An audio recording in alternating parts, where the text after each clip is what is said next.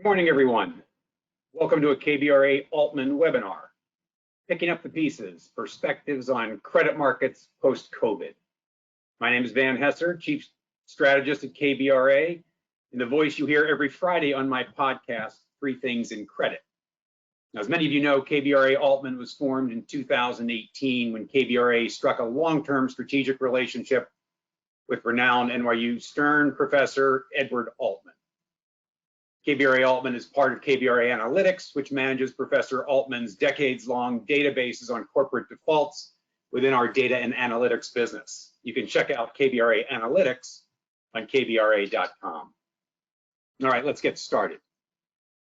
I don't think any of us feel like managing through the COVID era has been anything but challenging every day. And yet markets have been remarkably constructive. Sure, we've had a bit of chop in rates, but for all intents and purposes, we've traded in a reasonable range. Financial conditions have been nearly ideal throughout, at least ever since March 23rd, 2020, when the Fed announced it would buy credit. Credit spreads are tight, yields have been at or near all-time lows. Our KBRA Altman default forecast has plummeted, and stocks, of course, are also trading at or near all-time highs, and the VIX is low. Right, so investor demand for risk assets has been robust, to say the least. So why the angst? Maybe it's because risk is priced for perfection in what we know is an imperfect world. Maybe it's because we are in uncharted waters. The policy response to COVID is made up of massive blunt forces with consequences known and unknown. We crave a return to normal, but from an investing standpoint, be careful what you wish for. Decelerating economic growth, technological disruption, political dysfunction. Like I said, it's an imperfect world. Which brings us to the webinar today. Right, over the course of the morning, we will do what we here at KBRA aspire to do every day. Provide information and perspective on credit.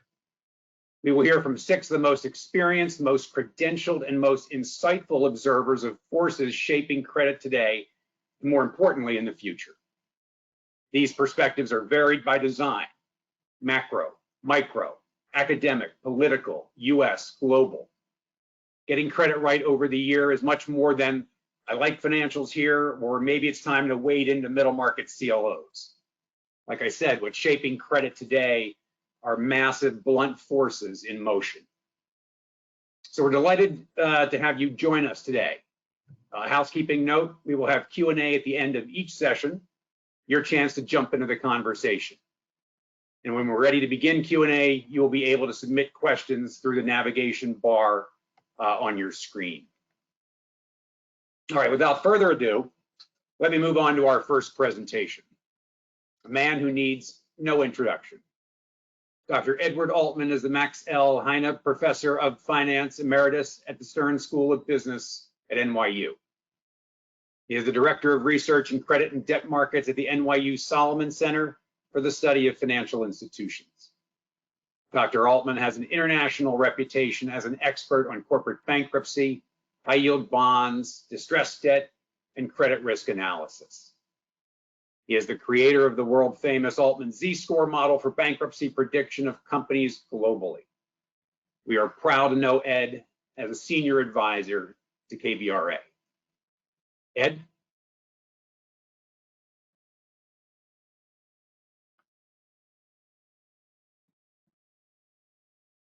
Thank you very much, Van. Good morning, everyone. I'm delighted to be with KBRA again, and also to take part in this mini conference that we're going to be presenting over the next several hours. Van has introduced the topic really well, and I'll be uplifting from some of his comments throughout my comments as well. So let's get started, and let's try to communicate with each other over the next couple of hours. Thank you.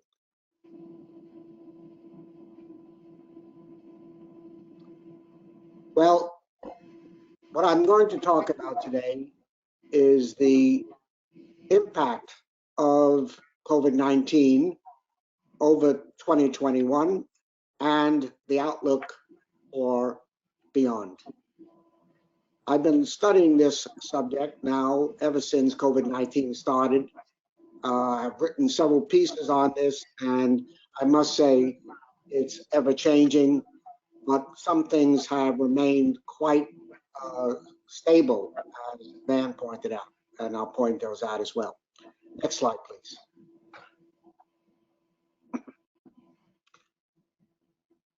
As I've said before many times, in order to understand what happened during COVID-19 and now to try to figure out what's going to happen beyond, we must first look at what was the situation before we started. We were in a benign credit cycle. We are in a benign credit cycle now.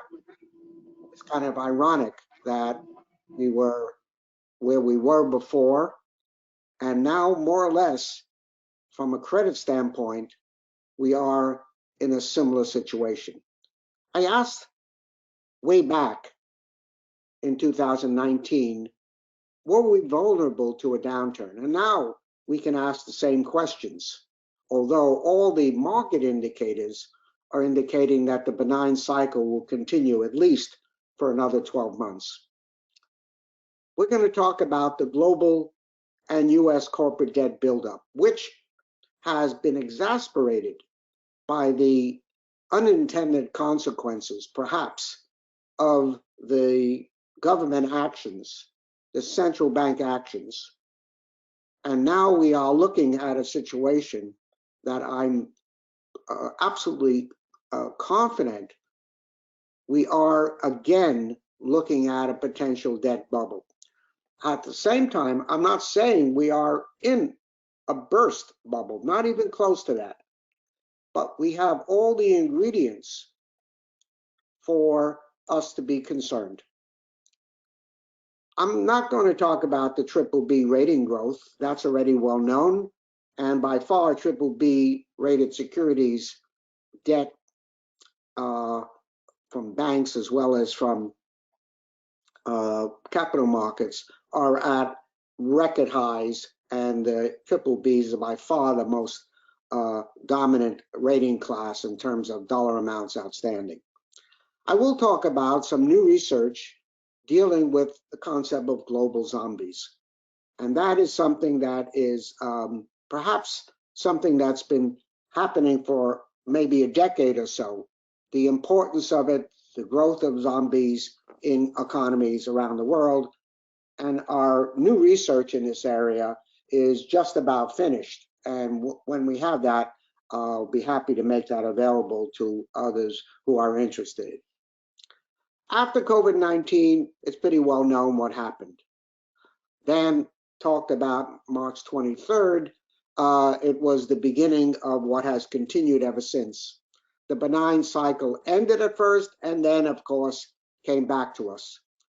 Fed congressional actions, the great market rebound, and I'll have some comments about that rebound and what does that potentially mean for investors and also for corporations, their corporate treasury function, their target debt equity ratios. We'll talk about defaults and bankruptcies in 2020, 21, and our forecast going forward. Importantly, we're going to talk about how recovery rates, if there have been defaults, have been exactly as we had predicted, given the default rate cycle we are in. Okay, next slide, please. Let's move to some of the more tangible factors. You may have seen this before from work that I've done. This is the global debt situation categorized by non-financial corporates, governments, financial sector, and the household sector. In 2020, we have moved much more aggressively globally in terms of increasing debt during a pandemic, during a recession, and now subsequent to that period. Indeed, on the right-hand side, you could see that in 1997, a little bit more than 20 years ago, global debt was 217% of GDP, global GDP. It's kind of like a debt cash flow ratio for the global economy.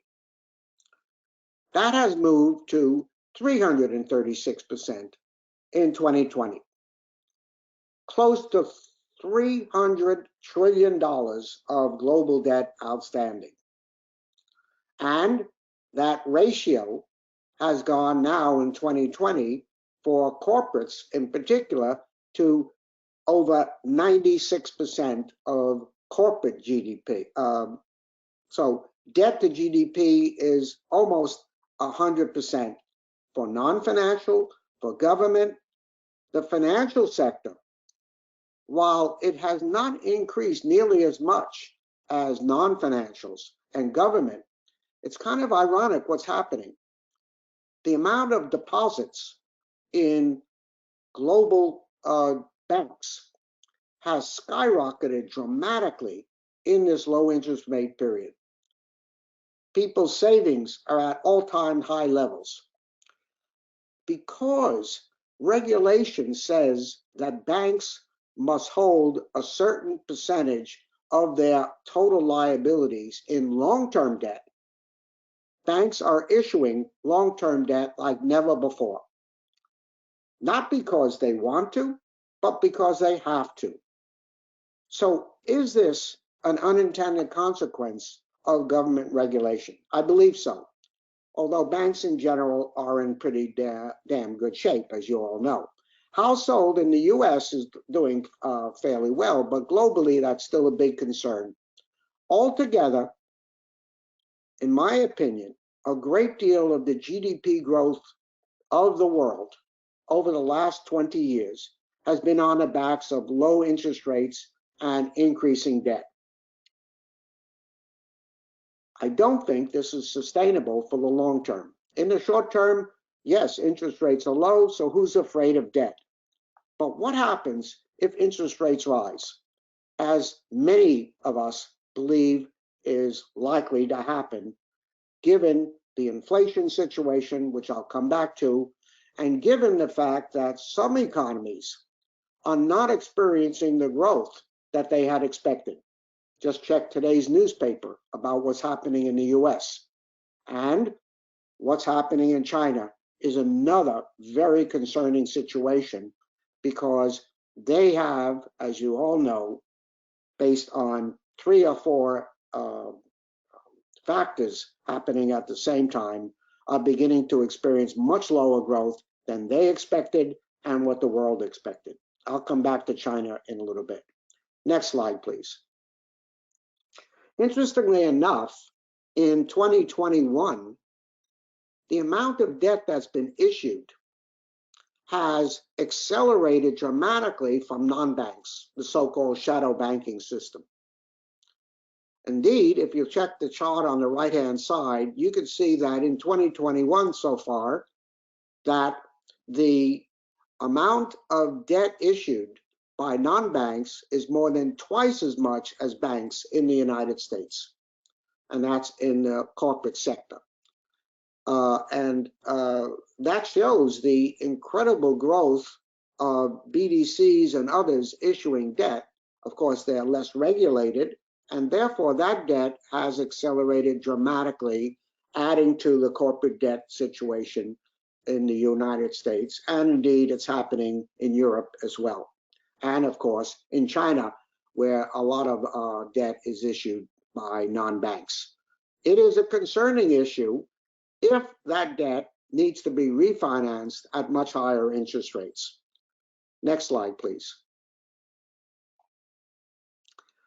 With respect to the market that I love the most, the high yield bond and leveraged loan market, you can see that 2020 was a record year. You probably all know that now, and Oleg Melentyev from Bank of America will be commenting on that sector, I'm sure, later on.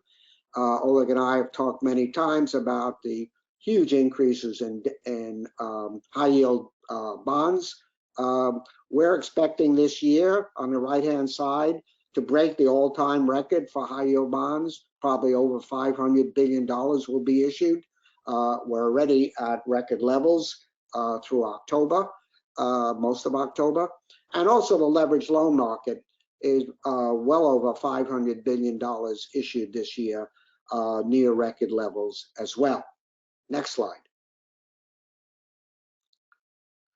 Let me pause for a second with respect to talking about the amount of debt that's been issued and talk about perhaps some possible outcomes from the financial developments that we've seen prior to and during COVID-19. Let's talk about fixed income investing for a moment. There's no question that the low interest rate environment has driven investors to take more risk, to seek higher returns.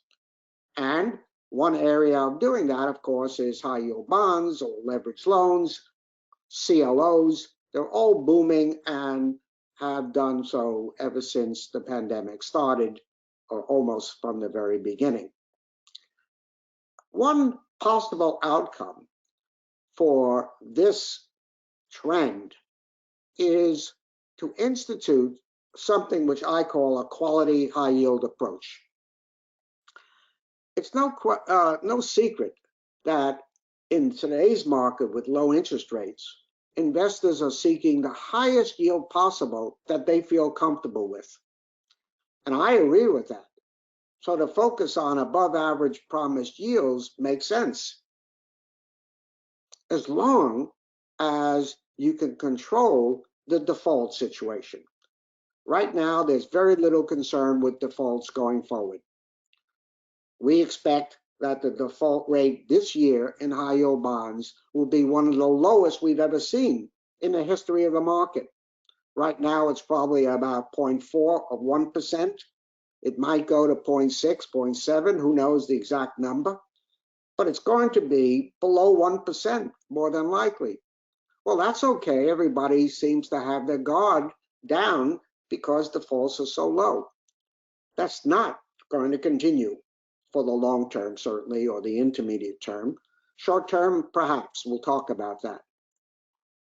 One suggested idea in this possible outcome is to focus on above average promised yields and to seek strategies, models, indicators that will reduce defaults or eliminate it.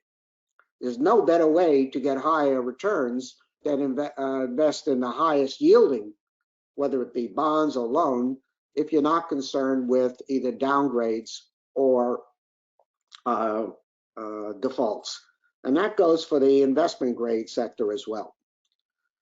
Let me say something about capital structure of companies. Stock markets are at all-time high levels. Every day it seems that the S&P is breaking a new record. Many people think the market is tremendously frothy, but it continues to grow. It almost seems like with so low returns from fixed income, it's the only party in town. Well, I remember when I studied corporate finance back in the 1960s, there was this concept called opportunistic investment and financing. That means take advantage of low interest rates when they are and build up your debt, and take advantage of equity markets when the equity market is frothy. Well, you might ask the question, isn't it now time for companies to start issuing equity in large amounts when stock prices are high? And yes, they've taken advantage of those low interest rates. So one possible outcome, and I think it's happening to some extent, but perhaps not as much as could happen, is that the target capital structures will again move toward equity financing. After all, now's the time to do it if, in fact, the markets are going to turn south, or if the firms have built up their debt long enough. So these are just possible outcomes. There are some indications that it's happening already. Let's see if it continues. Next slide, please. How to tell where we are in the credit cycle? Well, maybe this is old news now to many of you, but let's go over the 5 indicators that I look at when I'm trying to determine where we are in the credit cycle, and also talk about what's happening in the default and recovery area. The historic average on high yield bonds is around 3.3% per year, measured in dollar terms. Currently, as of the 30th anyway of September, the rate of defaults, depending on who's measuring it, is somewhere between 0.3 and 0.5 of 1%. Perhaps the forecast for the year is 0.6 to 0.8, and that's probably optimistic. Now, optimistic, I shouldn't use that term, but that's probably high, given that it's so low through the 3rd quarter. At any rate, it's way below historic average, so that implies a benign cycle. Recovery rates are at almost all-time highs, if there are defaults, at around 60% for corporate bonds and much higher for loans. And as a result, if you look at, and I'll show you that slide in a moment, what one would predict about recovery rates given default rates, we're spot on to what all the models that I've worked on have predicted. The required return by investors is now below 3% as a risk premium measured on a yield to maturity, and a little above 3% measured on an option adjusted spread. Historic averages are well over 5%. The benign cycle is clear that investors are willing to take much lower returns on high risk instruments than historically. It must mean that they're predicting low defaults, high recoveries for quite a long time in the future. But is that rate of return really so wonderful? Well, it looks pretty small to me, and of course these are averages. So one way of doing higher returns is to take even more risk, which presents the scenario that I've talked about before.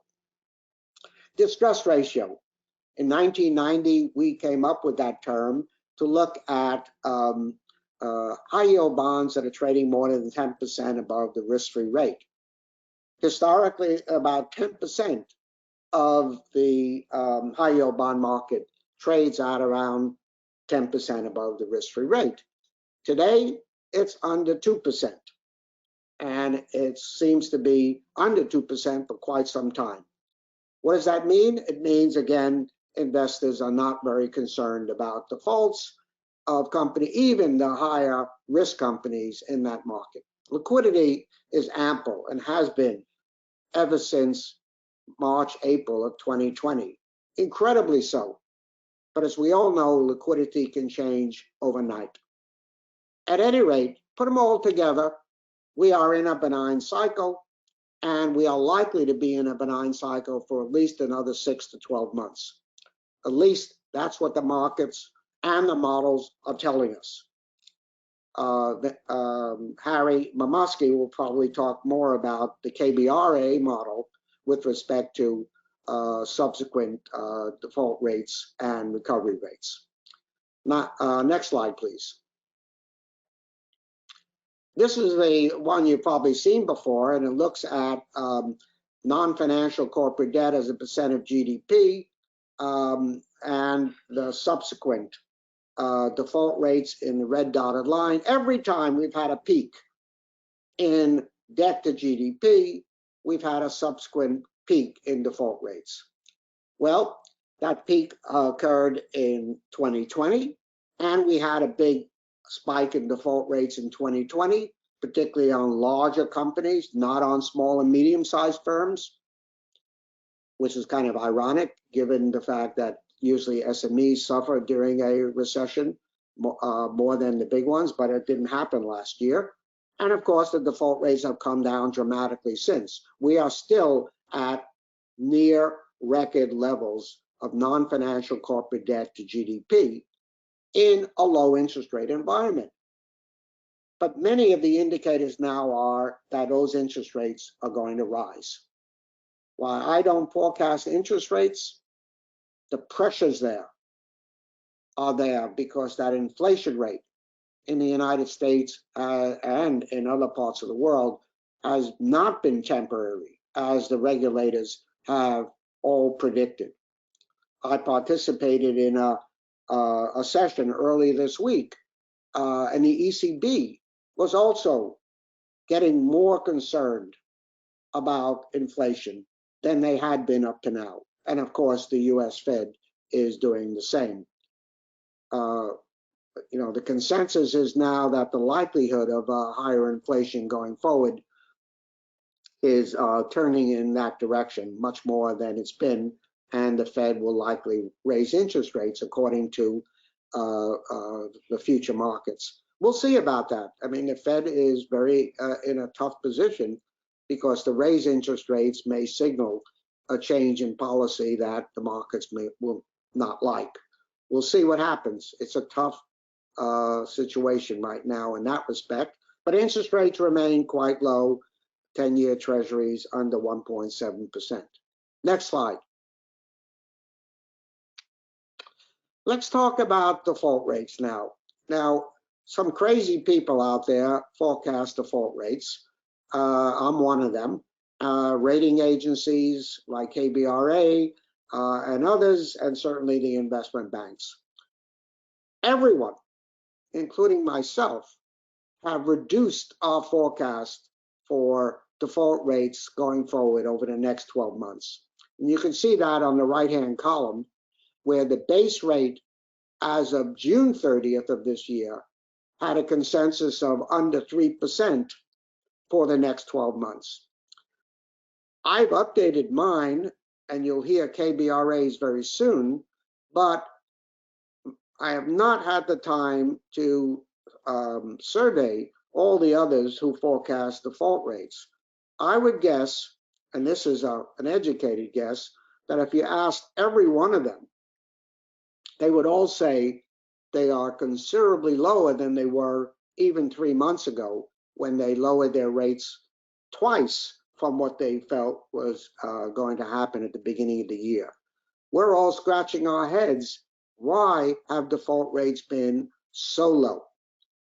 Well, it's mainly liquidity and the fact that even the most risky companies, excuse me, are able to raise funds. And the clever bankruptcy lawyers out there have all but eliminated Chapter 11, except in some unique cases. Now, is Chapter 11 dead? I don't think so, but it certainly is not prospering, so to speak, from the number of companies that you would expect in this uncertain world we're in. But most people, and I agree with that, think that the default rate going forward is going to remain quite low, at least for another 6 to 12 months. I'm more concerned with the second half of 2022 into 2023, especially if the growth rates in global economies like the US and China do not materialize nearly as much as expected and interest rates rise due to inflation. I think then we're in a completely different situation than we are in today. Next slide. In terms of bankruptcies, so far in 2021, there have been 58 companies in the US with $100 million or more of liabilities. If you extrapolate that, it'll be something like 75, which is an average year. But those are larger company bankruptcies, and they are not necessarily going to be anything like the average year in terms of default rates. Billion-dollar bankruptcies are also, there are about 14 so far this year, and that will come in slightly below the historic average, much lower than 2020. A much more benign situation, but not completely out of existence as some people perhaps feel. There's no question that the restructuring industry is not having a banner year. A lot of companies are restructuring out of court through distressed exchanges, or they are simply getting new financing. That's going to probably continue unless there's a shock to the system that we have not factored in yet. Next slide. Let's talk about default rates. Now, this slide here shows you the correlation, if you will, between defaults and recovery rates. Notice on the left-hand side at the bottom, you have default rates between, say, 0 and 2%. If you drew a vertical line from under 1%, you would see that the recovery rates will be close to 60%. And that's exactly what they are so far this year, albeit with relatively low recoveries.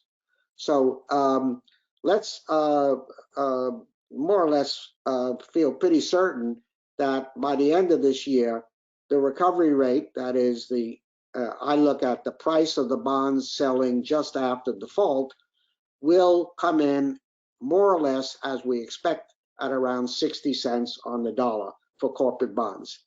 Probably over 70 cents on the dollar for corporate loans that default. That means the loss given default is extremely low, which of course we expect in low default rate environments. But the double situation of low default rates and high recoveries is causing the market to be tremendously optimistic about the future. And as a result, I think they underestimate the potential problems probably in the second half, and particularly among smaller and medium-sized firms that will no longer be as protected by the Fed as they are at this point. Next slide, please. The last topic before we go to the Q&A that I'd like to discuss with you is some new research in the area of zombie firms. The following questions can be asked. What is a zombie? Are they important? Is this a problem or not? How best to measure zombies? I'm going to present to you some ideas on what we call a dual filter approach. And finally, let's talk about the zombie incidents in the United States in particular ever since 1990 and through this year. Last year, the data we have up to now, and we don't have 2021 data as yet. What is a zombie firm? Well, there are various takes on this, but basically it's a firm that's being kept alive almost artificially or by outside forces rather than their own ability to survive on their own, such as regulators, such as banks themselves, investors. You probably know that there was a lot of companies in the world that have been kept alive through moratoriums on interest rates in certain countries, like particularly Germany, Italy, and many other European countries, or even an outright ban on bankruptcies in some countries. Well, obviously, if companies would have gone bankrupt and they are prohibited to do so, they are staying alive when normally they would have become insolvent and liquidated or had to be restructured. Now, keep in mind that when a zombie firm or when a firm goes bankrupt, it's no longer a zombie. So with the lack of bankruptcies out there, there probably are a lot more firms potentially that are zombies. Is this important? Well, the major economic argument why zombie firms are important is if they are inefficient, unproductive, but the economy keeps them alive either through regulation or banks not wanting to write off the loans or investors irrationally putting money into these companies or bidding up the stock price on companies that have little chance, at least by most indications, to succeed in the future. Then, of course, you have problems of misallocation of resources in an economy. On the positive side, it keeps employment at a higher level. Employment situation doesn't seem to be an issue in countries like the United States now with relatively low unemployment rates, although we do have a misallocation in some areas of not enough workers, and that, of course, is putting incredible pressures on wages. And those wage pressures, by the way, if I might add a commentary, in my opinion, are not going to go away very easily. Labor is a factor of production that doesn't, and cost that doesn't change that quickly. And all the impetus seems to be on increasing labor costs going forward. Supply chain problems we all know about. Will they be handled quickly? I don't think so, but perhaps in the not too distant future that will get under control. But it's the labor situation that concerns me the most about inflation. At any rate, zombies, if they're kept alive and people keep working, do add to the employment situation in countries. Maybe some strategic companies are kept alive for many, many years. Alitalia was kept alive perhaps when they shouldn't have been.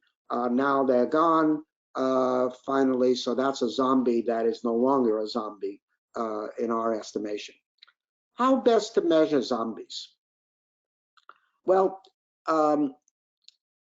let's talk about how most research defines a zombie firm.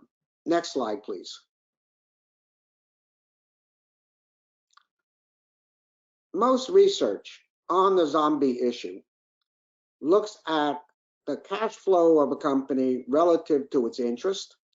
If it's less than one, in other words, they don't make enough earnings, some people use earnings, some people use EBITDA, cash flow, but if they don't make enough earnings over, say, a 3-year moving average period, then these firms should probably not continue, but if they do, for whatever reason, they are considered zombies.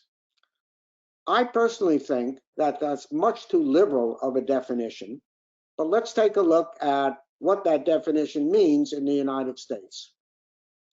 So the zombie ratio, if you look at cash flow to interest less than 1 for a 3-year moving average, has fluctuated above and beyond 20% ever since 1990. In other words, these are listed companies, and you can see the number of listed companies in the bar graph there, ranging from a little under 3,000 to a little over 5,000 over this 30-year period.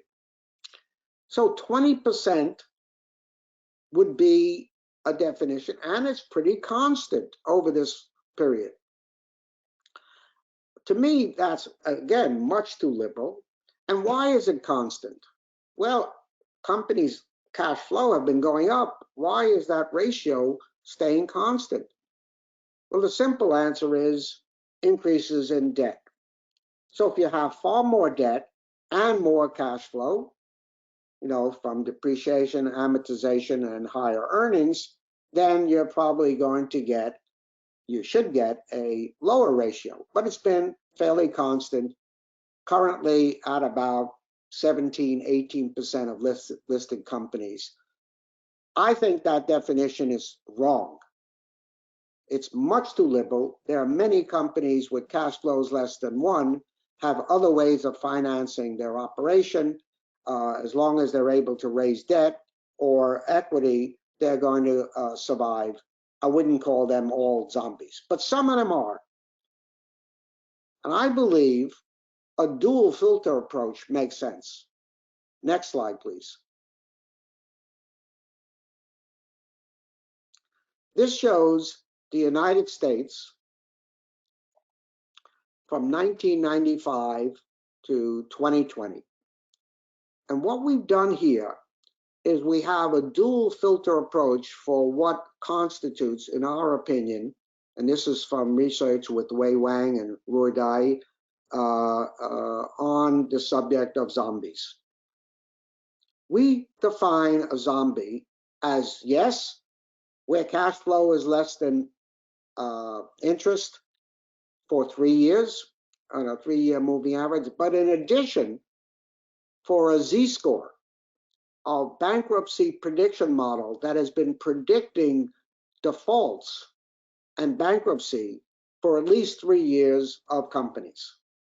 So the dual filter approach, using 2 Z-score models, one for private firms, the Z double prime score, non-manufacturers could be private firms, but these are all data on listed companies. So the Z double prime score is a model I built in 1995, not only for the US, but for globally. Very similar results to the Z score, which is for publicly traded companies, listed companies. If you take a look at the combined dual filter approach, interest coverage less than 1 and Z-scores below 0, which indicates in today's market a highly distressed situation, you see that the ratio of zombies in the US has increased from under 6% back in 1990 and as low as 3% in 1993-94 to approximately 10% today. And I think that's a much more realistic figure of companies that somehow are staying alive when without some sort of assistance from regulators, especially during COVID, but also in prior years. You see that these companies continue to exist, either through clever restructurings, even though they are unproductive. So that number of 9–10% is, I think, a reasonable number, and it compares with many other countries in the world. I don't have time today to go through a global analysis, but that's what we're working on in our studies, and we hope to have that paper completed fairly soon, and stay tuned for those results. And finally, let's go to the final slide in my analysis. Some recent observations. Well, I've mentioned many of these before. I still am very concerned with the unintended consequences that the central bank has and the government, by pouring tremendous amounts of subsidies into the system. By the way, I don't deny that those assistants have not succeeded. They've succeeded beyond the wildest dreams of anyone. I mean, anyone who would have guessed that the markets would have come back as high as they, as fast as they did, and with such gusto that we are at record levels again in a very uncertain future going forward. But the fact still remains, we have enormous amounts of debt outstanding, which needs to be refinanced. And of course, the big question is, at what rates will they need to be financed in the future? And I'm not just concerned about the United States. If you take a look at Europe in particular, we saw interest rates rising to 6–7% in some sovereigns not too long ago. Could that happen again? It's not likely, with their growth being fairly significant of late, but I am concerned that those debts of those countries also are going to suffer from higher inflation and higher interest rates. Default rates are very low. They're going to continue that way for at least another 6 to 12 months in our estimation. Mega bankruptcies are down. I'm really concerned about the small and medium-sized firm sector in second half of 22, 23, when all the supports go off them, and then companies will again have liquidity problems at that level. I think the SME sector globally is one that is begging for better models and better analytics to deal with the potential increase in defaults going forward. Enormous growth in business formation in the US in 2021. Probably the highest year ever in new businesses, which is, of course, causing traditional business to have a lot less labor available than they had hoped for. Well, what does that mean? Increased productivity? Probably. Increased defaults? Absolutely. We all know that young firms default far more than older firms. A lot of these new companies are just not going to make it due to competition, lack of financing, whatever. Although many of them are getting those, especially the technology firms, huge amounts of new financing. Finally, global zombie firms. Is that a trend that we are concerned with? Some are not. I personally am, if that number exceeds historic levels and governments feel required to keep these firms alive. With that, Van, I'll end my formal comments. I think we have 5 or 10 minutes left for any questions that there may be. I know that the panels are going to be answering a lot of the questions that people have in mind as well, so I don't want to steal any thunder from what I know will be fantastic insights. Well, thank you for those remarks, Ed. As always, terrific perspective on this, which are really extraordinary times. I'll remind our audience that you can lob in a question via the navigation bar as we go through this session. But and one that has come in is this idea that governments or central banks can intentionally hold rates low and have a huge incentive to do this because of all the debt that's been created.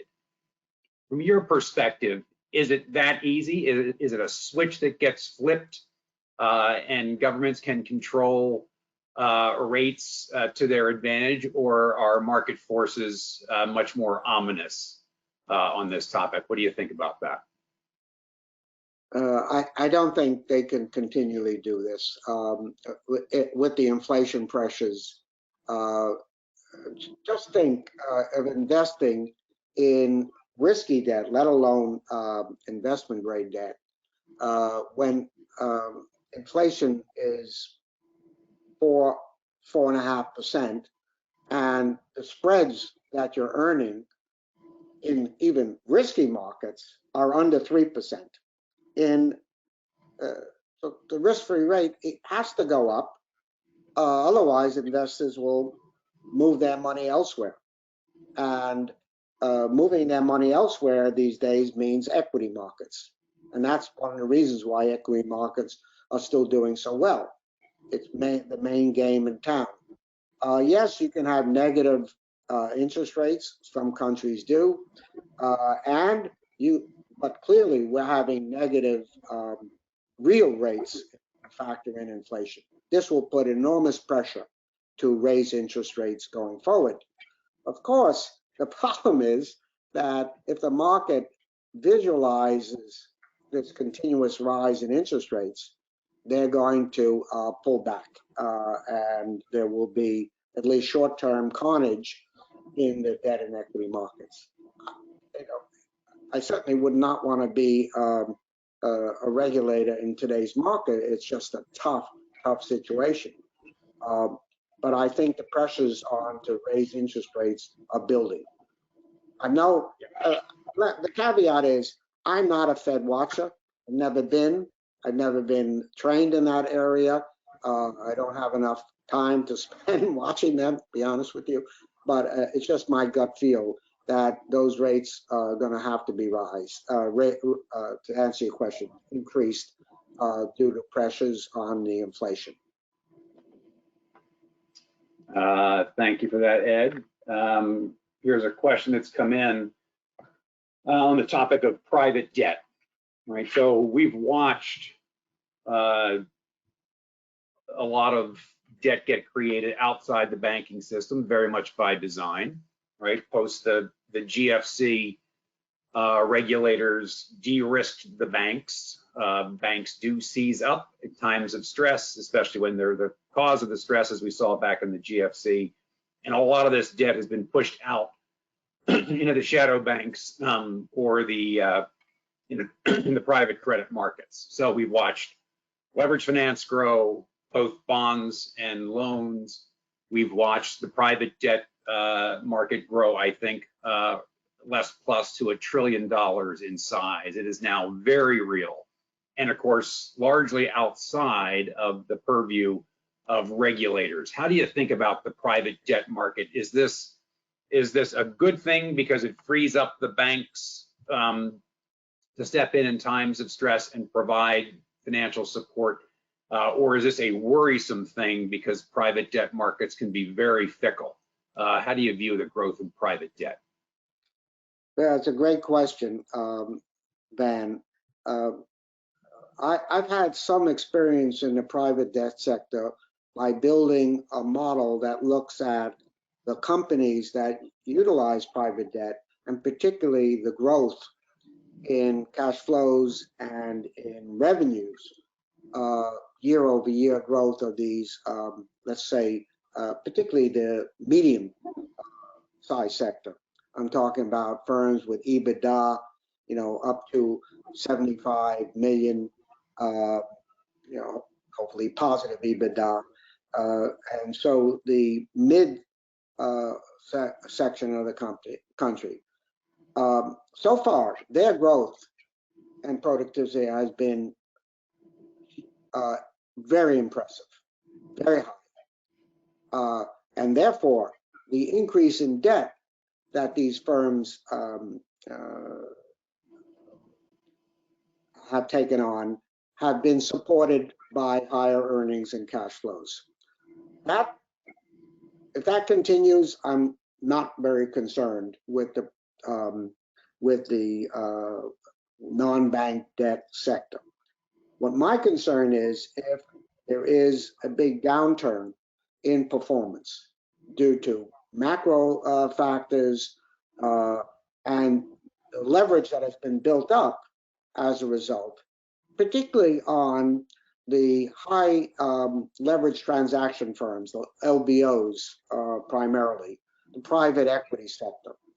Right now, the private equity sector has average purchase price multiples of around 12 times cash flow. That's the all-time high. And while equity has been used maybe more so than it was back in the 1980s and 90s when there was a big meltdown in that sector, I'm still concerned with the level of debt that's been built up on these high multiples. I do believe we do have a problem in the lack of regulation, however. If this starts showing a problem, will the non-bank lenders cut back on their clients that they've been faithfully, so to speak, and profitably financing over many years? And if they do pull back, then you're going to see a lot of carnage with respect to defaults in that sector. Right now, I don't have too much concern with defaults in that sector.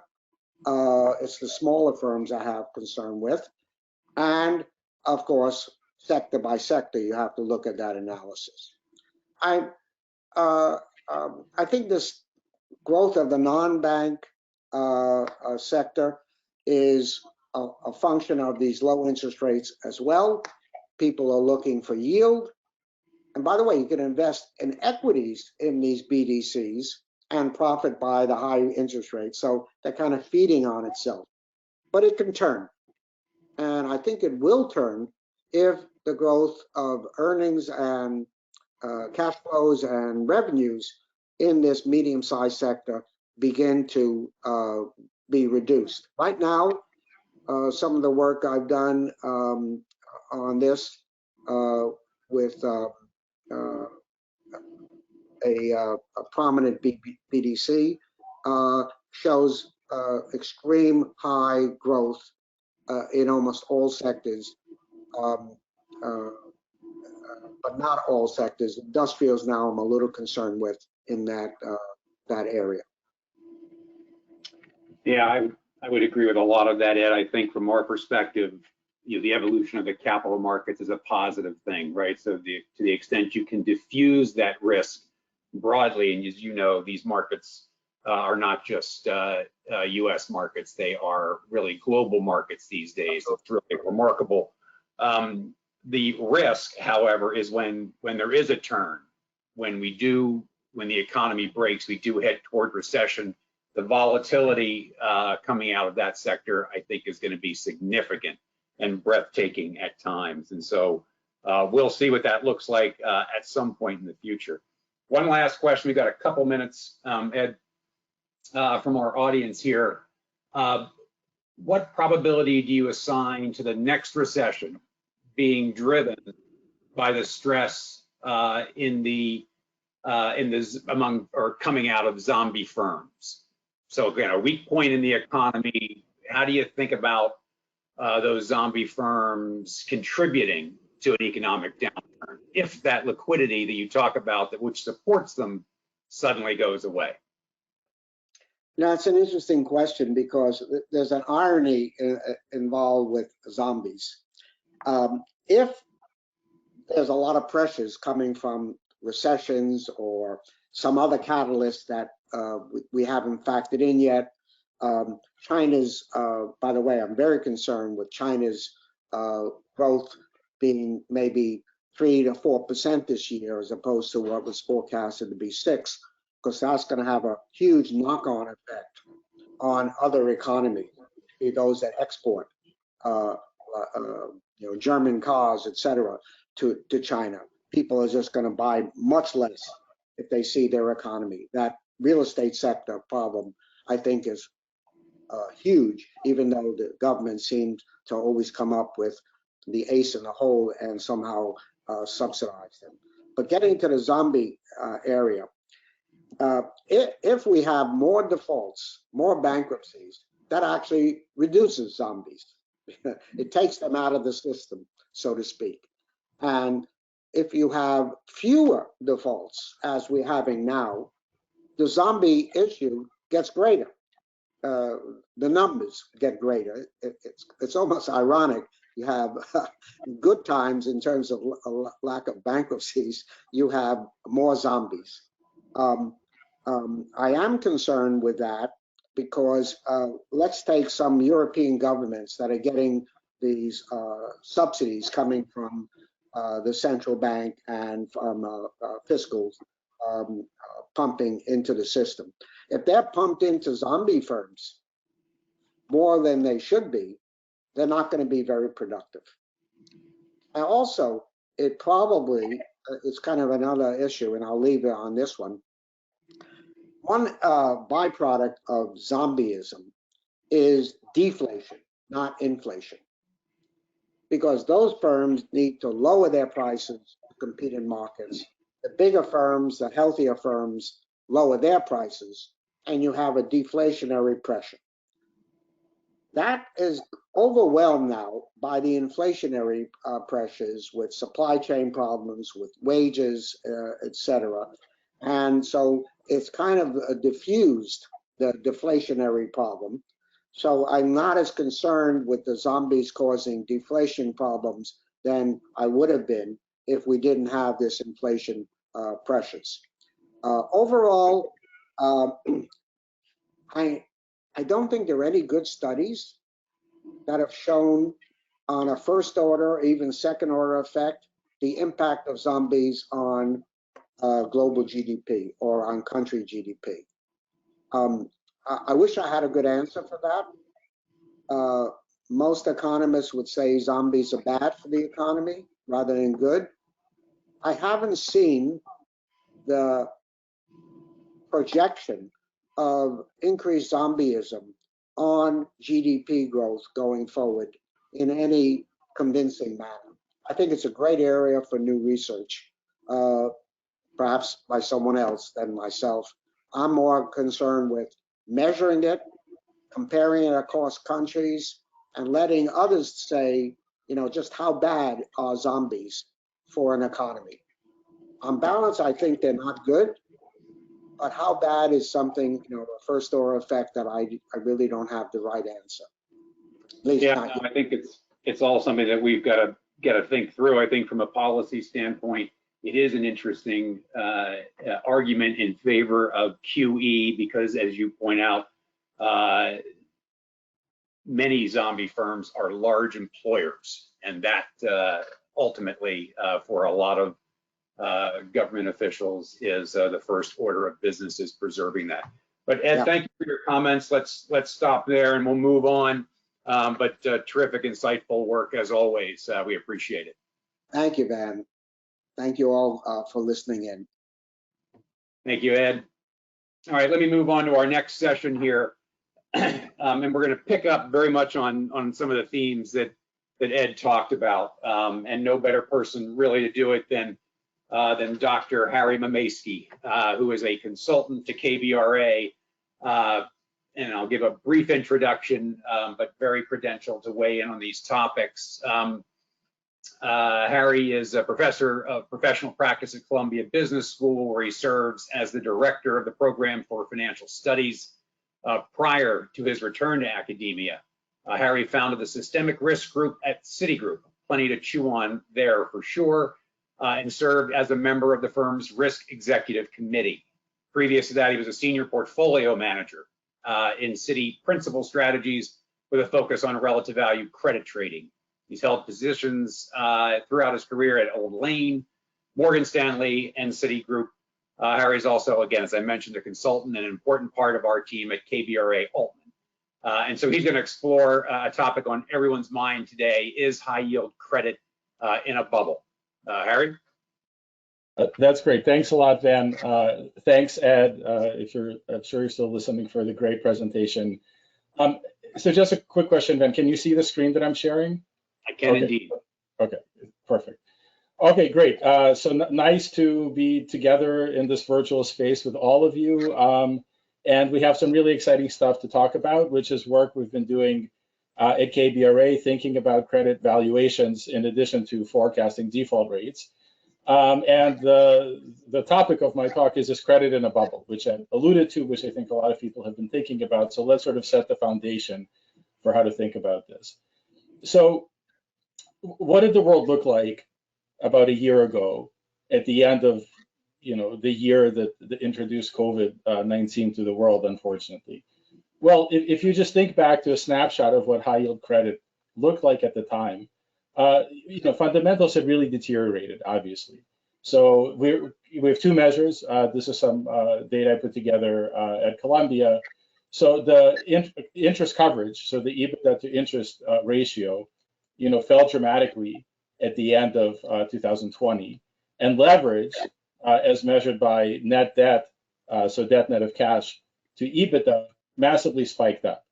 And the little gray bar you see here is what turned out to be a very short-dated recession. It was that big COVID-19 shock, but it only lasted, according to the NBR economists who date recessions, it only lasted like 2 months. So that's what the world looked like at the end of that COVID shock. And then if you go and look at valuations, of course, high yield credit spreads massively responded to this economic and credit shock. And briefly, in the middle of 2020, actually early in March, like right at that point there, credit actually traded above 1,000 basis points. So, deeply distressed. I mean, we hadn't seen that level of credit since the global financial crisis, where credit did even worse than that. However, after this gigantic sell-off that we saw in 2020, which in retrospect would have proven to be a fantastic buying opportunity in credit and in all other risk assets, as a matter of fact, credit experienced a massive rally and ended the year at a sub 400 level. Now, of course, the rally didn't happen by accident. The market is thinking ahead of what's going to happen. And we don't have all the data in for high yield yet for 2021, but we do have national accounts data published by various government agencies in the US that track similar measures. And we can sort of see how those measures that had really deteriorated so much in 2020 have behaved in 2021. So let's just look at the same measures we saw before. If you look at the coverage ratio, that's that blue line, which had fallen a lot, very similar picture to what we saw from high yield, that bottoms up analysis I showed you before. The coverage ratio massively spikes up in 2021. And the leverage ratio, as measured by non-financial corporate debt to EBIT ratio, massively falls. Of course, the driver here is earnings. Having experienced this catastrophic fall in earnings, or EBIT or EBITDA, things bounced back in 2021. And in terms of earnings ability to cover interest, also interest rates are low. And in terms of the net debt to EBITDA ratios or EBIT ratios, both of those began to look a lot better. So from a fundamental point of view, credit started looking much better in 2021. And obviously markets being forward-looking anticipated a lot of that in 2020, thus the rally. So let's look briefly at the default cycle, right? So one of the things we do at KBRA Altman is track defaults. We took over Ed's data that Ed has been curating for many years, and he entrusted us to do it now. So let's look at the default cycle. This shows you a chart of the default rate going back to the mid-70s, which is when the data begins. And interestingly, even though 2020 was by many, many measures a horrendous year for humanity, by this one measure of default rate, it wasn't such a bad default cycle. In fact, you compare it to what happened in 08 and 09, and you compare it to like the WorldCom Enron era of 2000, 2001, 2002. Like this was, even in 2020, was fairly benign. And then, of course, as Ed mentioned, 2021 has been an off-the-charts year in terms of defaults. There just aren't any defaults. I mean, there's just a smattering of them. And as I mentioned, when they do happen, the recovery rates are very high. As we wrote about in one of our Altman Insights pieces, exactly in line with that curve that Ed and his co-authors estimated about 15 years ago. That's exactly how things have been playing out this year. So, by the way, that's about as good as financial forecasting happens. Like if you predict 59% recoveries and they're 59, that's pretty good. And that's kind of how this year looks. So the credit cycle is very benign. EBITDA is good, leverage is pretty good, coverage is great, there are no defaults. So that's sort of where we are right now. What about the future? Well, one of the things that we've been doing at KBRA Altman is constructing a data-driven approach to thinking about credit. So as opposed to telling you our gut feel is very important. Obviously, we want to be able to back up the gut feel with rigor and data and analysis. So we came out with this default rate forecasting model, which we've spoken about in the past. And that's not really the focus of my talk, but let me just show you what the forward-looking guesstimate looks like. The model takes as inputs measures of US economic growth like industrial production, US corporate debt to GDP ratio, which we detrend for reasons that we've written about in our white paper. A very important series is the Fed Senior Loan Officer Survey. High yield credit spreads enter as a forecaster, and realized volatility of the S&P 500 index. So these 5 variables weren't even chosen by us. They were really chosen by the model interacting with the data. These happen to be the 5 best forecasters of future default rates that we found a much bigger set of forecasting variables. And right now, our analysis suggests a 1 year ahead default rate. So that's from today until October 28th of 2022 of 2.2%. That's very much on the high end. I mean, if you ask me, as an observer of markets, I would tell you it feels like it should be lower. But the model is what it is, and the model is saying 2.2%. Now, we understand when forecasting, you can't get it exactly right. Like the world behaves as the world behaves, regardless of what our model says. So we also give a range of estimates around that 2.2%. the benign end of the range, which we think of as like the 1 in 5 good case outcome, is a default rate of sub 1%, like 0.9%. And the severe case, which would be like the 1 in 5 bad outcome, we're forecasting 3.25%. So those sort of bookend the 2.2%. In work we've done in-house, we found that actually that the 60% range that the benign and severe forecast encompass has actually been historically quite accurate. So it has been true that about 60% of the time, the actual default rate falls somewhere in that benign to severe range, which right now for us is 0.9 to 3.25%. So right now we're sitting in a very benign default cycle, and based on historical relationships between forecasting variables and future default outcomes, we're forecasting a benign environment to continue for the next year. Okay, so let's just take stock of where everything is right now. Credit fundamentals are strong. Leverage and coverage ratios look really good. Default rates, which were moderate in 2020, are extremely low in 2021, and we forecast them to continue to be low in the future. But credit valuations are very stretched. Ed spoke about this. Ed said that the average high yield option adjusted spread is like 5.28%, I forget, so a little over 5%, and right now it's 3%.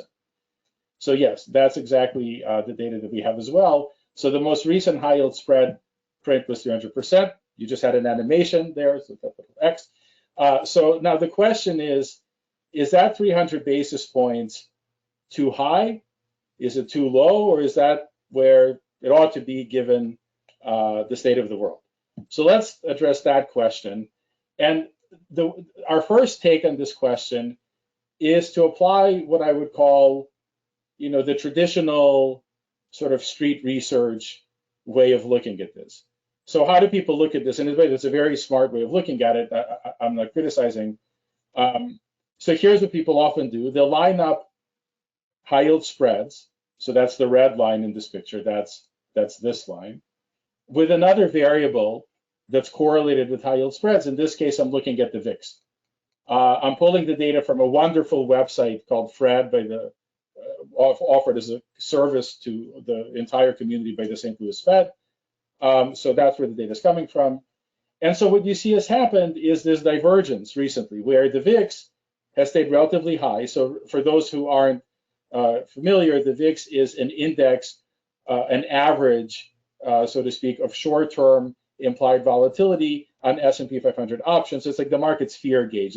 It's a forecast of how volatile stock returns will be over the next few months, commingled with a risk premium that investors are charging to sell kind of insurance through options to other people. So there's been this divergence.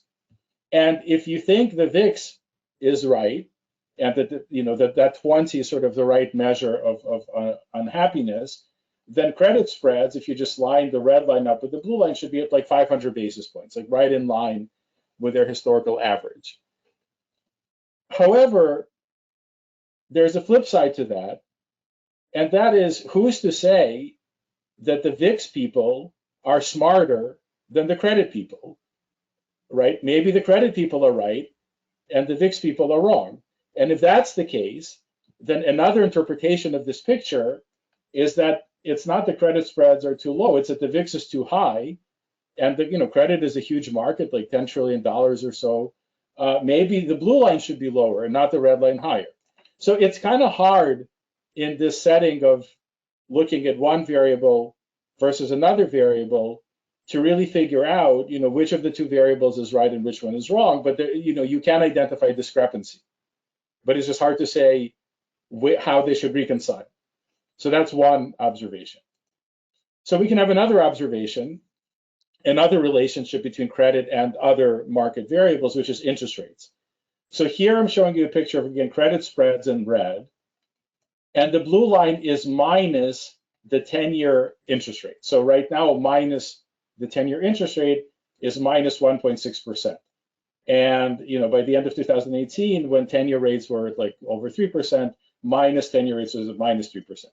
And the reason I show it this way is because there's this inverse relationship, typically, on average, with a lot of noise, between interest rates and high yield spreads. When are high yield spreads low, typically? In good economic times, when there's growth, when there's not that much risk aversion. In those good economic times, interest rates tend to be high, right? So interest rates, you have sort of moderate inflation, you have some growth, people aren't seeking the safety of treasuries, so that pushes up rates. So when you look at the inverse relationship of rates and credit spreads, you find that when rates are high, credit spreads tend to be low. So like here, credit spreads are low, here, credit spreads are low, and those tend to be times of high interest rates. When interest rates are low, that's typically bad times, right? That's typically, the Fed is easing. The Fed doesn't ease because they love easing. The Fed eases because, they have a dual mandate of employment and inflation, and something's wrong on the employment side. So typically when rates are low, credit tends to be wide, reflecting sort of bad economic conditions. So there's this inverse relationship, like, rates became very low by early 2020, so minus rates sort of peaks, and credit also peaks. Now, looking at this relationship, there is again this huge divergence, right, between interest rates or minus interest rates and credit spreads. Given where 10-year rates are, if historical relationships are a guide and 1.6 is the right level, credit spreads should be much higher. In fact, by this chart, they should be at like 10%. I mean, that's a crazy number, but there's a big gap. Again, however, who's to say that the credit people are wrong and the interested people are right? Although credit and rates is the deeper market, so maybe give them a little bit of leeway on this one. But again, that divergence, it's not obvious how it resolves. Like who wins?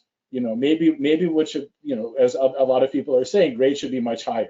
That's a popular bet among the hedge fund community, that rates should go to 2.6%. I mean, maybe that's really where rates ought to be. You take out, stimulus, quantitative easing, and all these things. Maybe that's the discrepancy, and credit is exactly right, because credit is a market that the Fed threatened to participate in but never had to, because everything sort of worked out okay. So maybe we're seeing a little bit of a central bank distortion. My own opinion on that, I'm not even sure if that's true or not. There's debate among people to what extent does the Fed actually control longer term rates. A lot of folks would say not really. But anyways, there's this divergence again, but it's not obvious how to reconcile which of the two markets is correct. Okay, so we're in a little bit of a quandary there. So here's our take on this question. Is 300 basis points too high, too low, or just right? So our take is that this is really like the wrong question. We should take the market at its, at face value, that it's telling us spreads are 300 basis points. It's a deep market.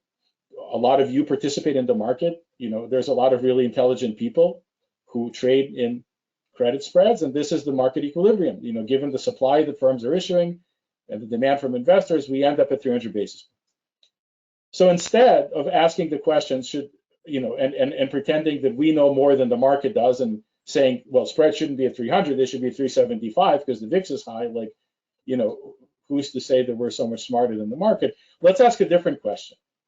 And the question we can ask is, given all the information currently available to investors, right, what return on high yield corporate bonds should investors expect to earn over the next year? So very similar to the thought process underlying our default rate forecast, which is, given all the information we have, we're not saying that the default rate of 0.2% is right or wrong. I mean, it is what it is. We're asking the question, what will the default rate be in the future? And here we're asking the question, if you buy high yield, the diversified index of high yield bonds, what will the return on your investment look like over the next year? Now, how do you figure out what the return should look like? Well, we're going to use forecasting variables. Our approach allows us to use many different forecasting variables. So for example, a forecasting variable can be the past high yield default rate. If you look at our picture here, that's this little box right here. This is our KBRA Altman default rate, backward looking, 1 year backward looking. So the most recent read there is like 0.2%. We could look at our own model forecast for future high yield default. So that's an input into our forecasting model for high yield returns. So for example, here is our severe case forecast, our base forecast, and our good forecast, which says good model. So these are all forecasts of future default rates. So maybe those have an impact on the returns of corporate credit. We can look at realized volatility in either credit or equity markets, which is always a proxy for just news arrival, how much uncertainty investors have for how to interpret new information. We can look at economic growth, inflation, the level of credit spreads, the change in credit spreads, and a lot of other things. We can kind of throw in the kitchen sink of forecasting variables and ask, well, what do all of these things say about the future return on high yield corporate bonds? So that's the question that we want to address. Now, unfortunately, you can't answer that question quite the way it's posed, because you can't create a model that has as inputs 40 different forecasting variables. And the reason you cannot do that is because you don't have an infinite amount of data. If you had an infinite amount of data, you're in luck. You can estimate a model with 1,000 forecasting variables, all of them will be exactly right, but you need like 1 million years of high yield spread data. We don't have 1 million years of high yield spread data. So what you can do is you have to whittle down that set of forecasting variables to a much smaller set. Because with a bigger set, you can basically explain in any 20-year period, you can perfectly explain returns, but then when you use that model to forecast what happens in the future, it gives you junk, like no reasonable answer, totally useless. So you have to find the parsimonious representation among all of these forecasting variables that can capture information about future return on high yield. So to do this, we use a machine learning technique. I know that's a buzzword, maybe more accurately saying a statistical technique called the lasso regression. For those of you who are curious what it means, I always forget what it means. It means least absolute shrinkage and selection operator. What a lasso does, it's really clever. You feed in like 40 different forecasting variables, and it tells you, okay, I don't need 38 of them, or I don't need 36 of them. They're useless to me. I really just need 3 or 4 of them. So it allows you to sort of create a much, call it smoother forecast by ignoring a lot of information. So you need 2 parameters to sort of make this approach work. You need to, one, figure out over what time horizon do I want to estimate my model. So do I want to estimate it over like 6 years, 8 years, 10 years, 20 years, what is the right window to estimate the model, which is another question of like, how stable are those model parameters, right? Like what used to forecast high yield returns 20 years ago, say it was inflation, that may not be what forecasts high yield returns today. So like the variables that forecast are changing over time. So there's a question of like, over what time horizon do you estimate? There's a second question of how smooth do you make the model? How many of the forecasting variables do you throw out? So what we do here is we do a search. We search over many possible parameters of how smooth the model should be and the time horizon over which we estimate this model that maps information from these variables to future returns in high yield. And we found the optimal combination. And that optimal combination happens to be a smoothness parameter of 2.5. It's meaningless unless you know what the model is, but that's kind of, intermediate smoothness, and an estimation window of 14 years. So that is, having searched over all these possibilities, that's what we find. Okay. So here's what the model is currently telling us. And I should emphasize that I'm showing you the snapshot of the current forecasting variables. Those are going to change every time we re-estimate the model, because we're going to estimate the model in 14-year windows. As new data comes in, as that old data kind of gets thrown out, the variables that are useful for forecasting high yield returns will change. So for example, right now we want to use the actual default rate. We may not want to use it in the future, but we use it now because it's the one that's been working. So even that 14-year window, that won't change very quickly, but even that could change at some point if we find that there's a better estimation window. So there's just a dynamic approach. It's not that we fix these variables and say, okay, we're done. We know the variables. We don't know the variables. The world changes all the time, and the forecasting variables that are going to work are going to change all the time. And we need to be cognizant of that. And the model needs to evolve to predict the changing world. That's really crucial, and that's what this thing is going to do. But let's look at it right now. So right now, the variables that have been selected are high yield spreads, the 3-month T-bill rate, the last 12-month default rate, the 1-year realized volatility of high yield returns, so how volatile has the credit market been, and leverage is measured by the non-financial corporate debt to EBIT ratio, which is what I showed you before. And actually that ratio, leverage, has fallen a lot because of EBIT growth in 2021. So you throw all those ingredients into the mix, And the current forecast for the 1 year ahead default, the 1 year ahead return on a broadly diversified index of high yield corporate bonds is 1.6%. Now, we can talk a lot about why the coefficients are what they are. For example, it's a little puzzling why the coefficient on leverage is positive. I have some thoughts on that. Like, why is it that when there's more leverage, you're forecasting higher returns, not lower returns? The reason is because leverage and high yield spreads are correlated, and there's a risk premium in high yield spreads. That's a topic we can talk about on the phone about that later, if any of you are interested. But for now, I'm going to gloss it over. So that's the forecast. Let's look at how it's worked historically. So over the last, we have about 15 years of data, so not 15 years of data, we have about actually 17 or 18 years of model forecasts, which means we have to use an initial 14-year window to estimate the model. It generates a forecast. We see how well does that forecast line up with the actual return, and we sort of show you a plot of our model forecasts and actual returns, being careful that the model forecast never uses future information. So when we make a forecast in 2010, the 1 year ahead return, so our 2010 forecast, the 1 year ahead return would have been like a 20% forecast because credit was so beaten up then. That doesn't use any future information because as investors, unfortunately, we don't have, or actually maybe fortunately, we don't know the future. So the model shouldn't know the future either, although that has a little caveat as well, which we talk about in our white paper about this. But here's what here's how it lines up. The model does a remarkable job of forecasting return. So the blue line is the forecast, the red line is the actual realized return on high yield.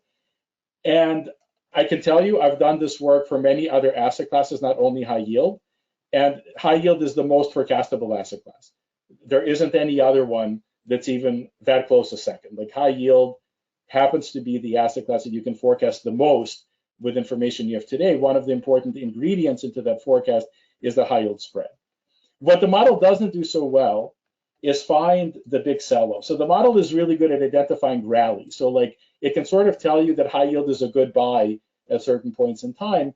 It doesn't really do a great job of like identifying, the sell-off that happened around COVID. So this is like the 1 year future return starting in March of 2019. The model had no idea at all that what happened in 2020 would have happened. The model missed this 2015 one. The model, completely missed this massive sell-off during the global financial crisis. So, we're working on it. It does get some of them right. Like, this low return was sort of forecasted by the model, but there are some of these negative episodes which we don't get right. But it does get a lot of things right. For a forecasting model, this performance is actually really, really good. So that's what the model looks like. Our forecast is currently 1.6% return on high yield going forward. So let's address the questions that we sort of introduce this with. The credit cycle is characterized by strong fundamentals, unquestionably, low defaults, low spreads, and forecasted defaults are also low. The low spread effect is what dominates for our model forecast, and the model forecast is a paltry 1.58%. This claim is backed by this sort of dynamic, machine learning approach that we've created. The model's done a great job historically. Like really, if you work in the forecasting field, you can't forecast financial returns too much better than that. But it has a hard time identifying these big sell-offs. Now, we're going to update the model quarterly, so this is going to be something that we update. As we update, the forecasting variables will change.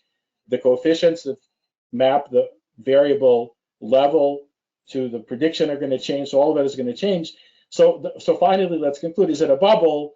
I don't know if it's a bubble, but what we can say is the model suggested 1 year ahead returns on credit are not terribly attractive. I mean, you're not going to make 7% returns on high yield in the next year. I mean, you could, it's possible. The spreads could go from 300 to 200, and then you would make a 7% return. But that's not our forecast. The forecast is, a 1 to 2% return on high yield. Not that great, but we're also not forecasting a huge sell-off either. So that's where we end up with all of this analysis. And I guess I'll hand it back over to Ben. Thank you.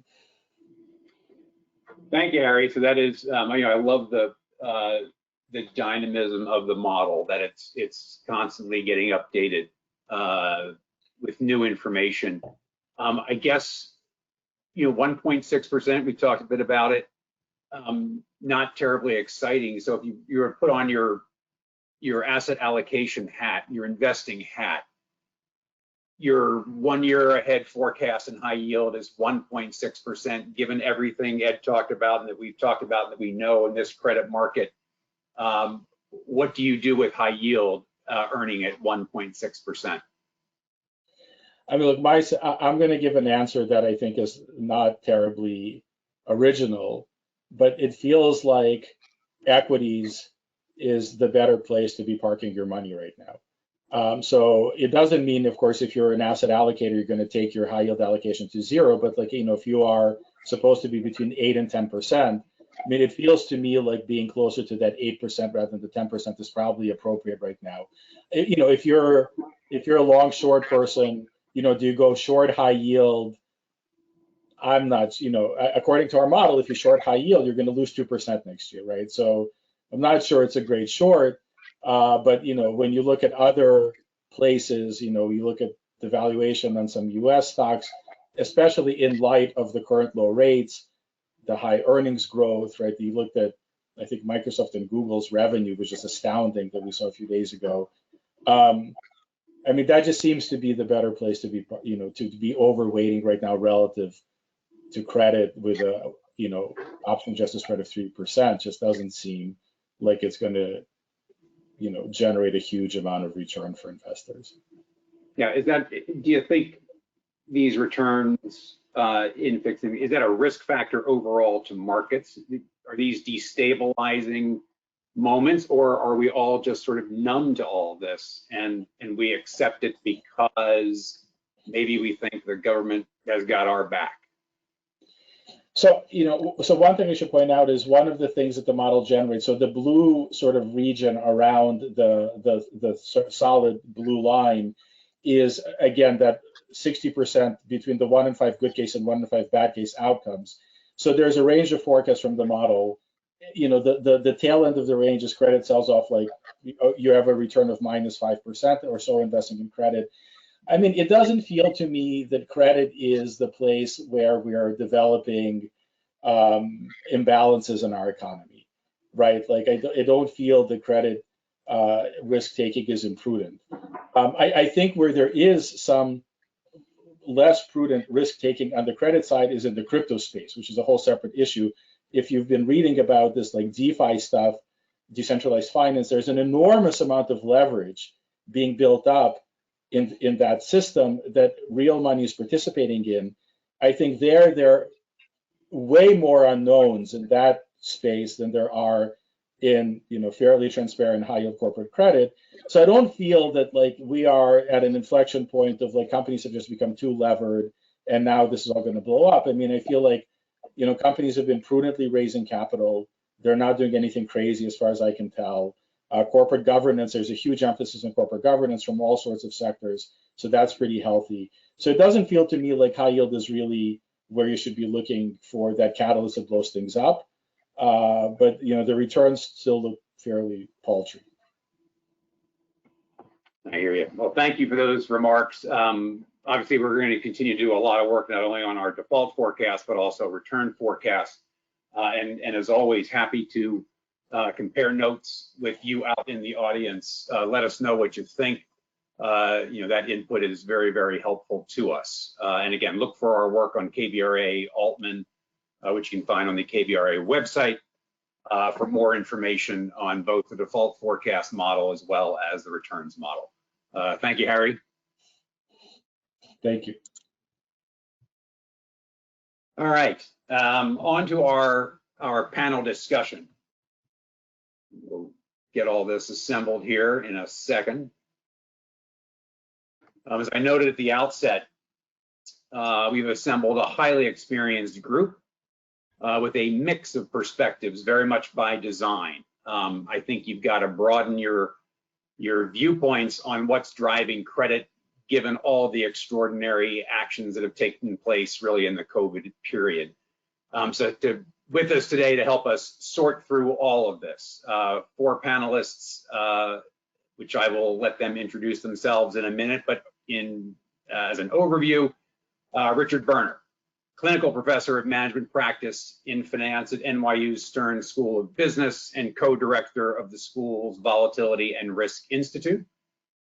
David Knutson, head of head of US fixed income product management at Schroders, the global asset manager. Oleg Melentyev, head of high yield credit strategy at BofA Securities, and Colin Tescholtz, head of markets at Element Capital, one of the most prominent macro hedge funds in the world. Gentlemen, thank you for joining us today. Interesting times we live in. Let me take a minute and allow each of you to talk about your responsibilities in a bit more detail and your background.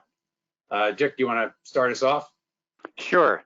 And thanks for having me on the panel, Van, and for joining this great panel.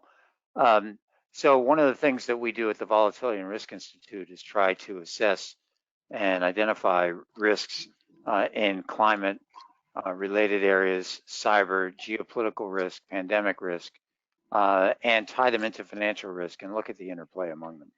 And obviously that's a big appetite for risk, but we're doing that with the aid of internal and external folks. We try to adopt an interdisciplinary approach. And we're only at the start of this, but we think by adopting such a holistic approach, we have a better chance of success and not missing things. Interesting work indeed. Oleg, tell us about yourself. Hi, everybody. So Oleg Melentyev, head of US high yield credit strategy at BofA. So I've been in this role for 20 years at this point, started under Marty Fritzen, who is a big friend, of course, of this venue, and Professor Altman. So I was lucky enough to learn from the best and kind of stayed the course during these years.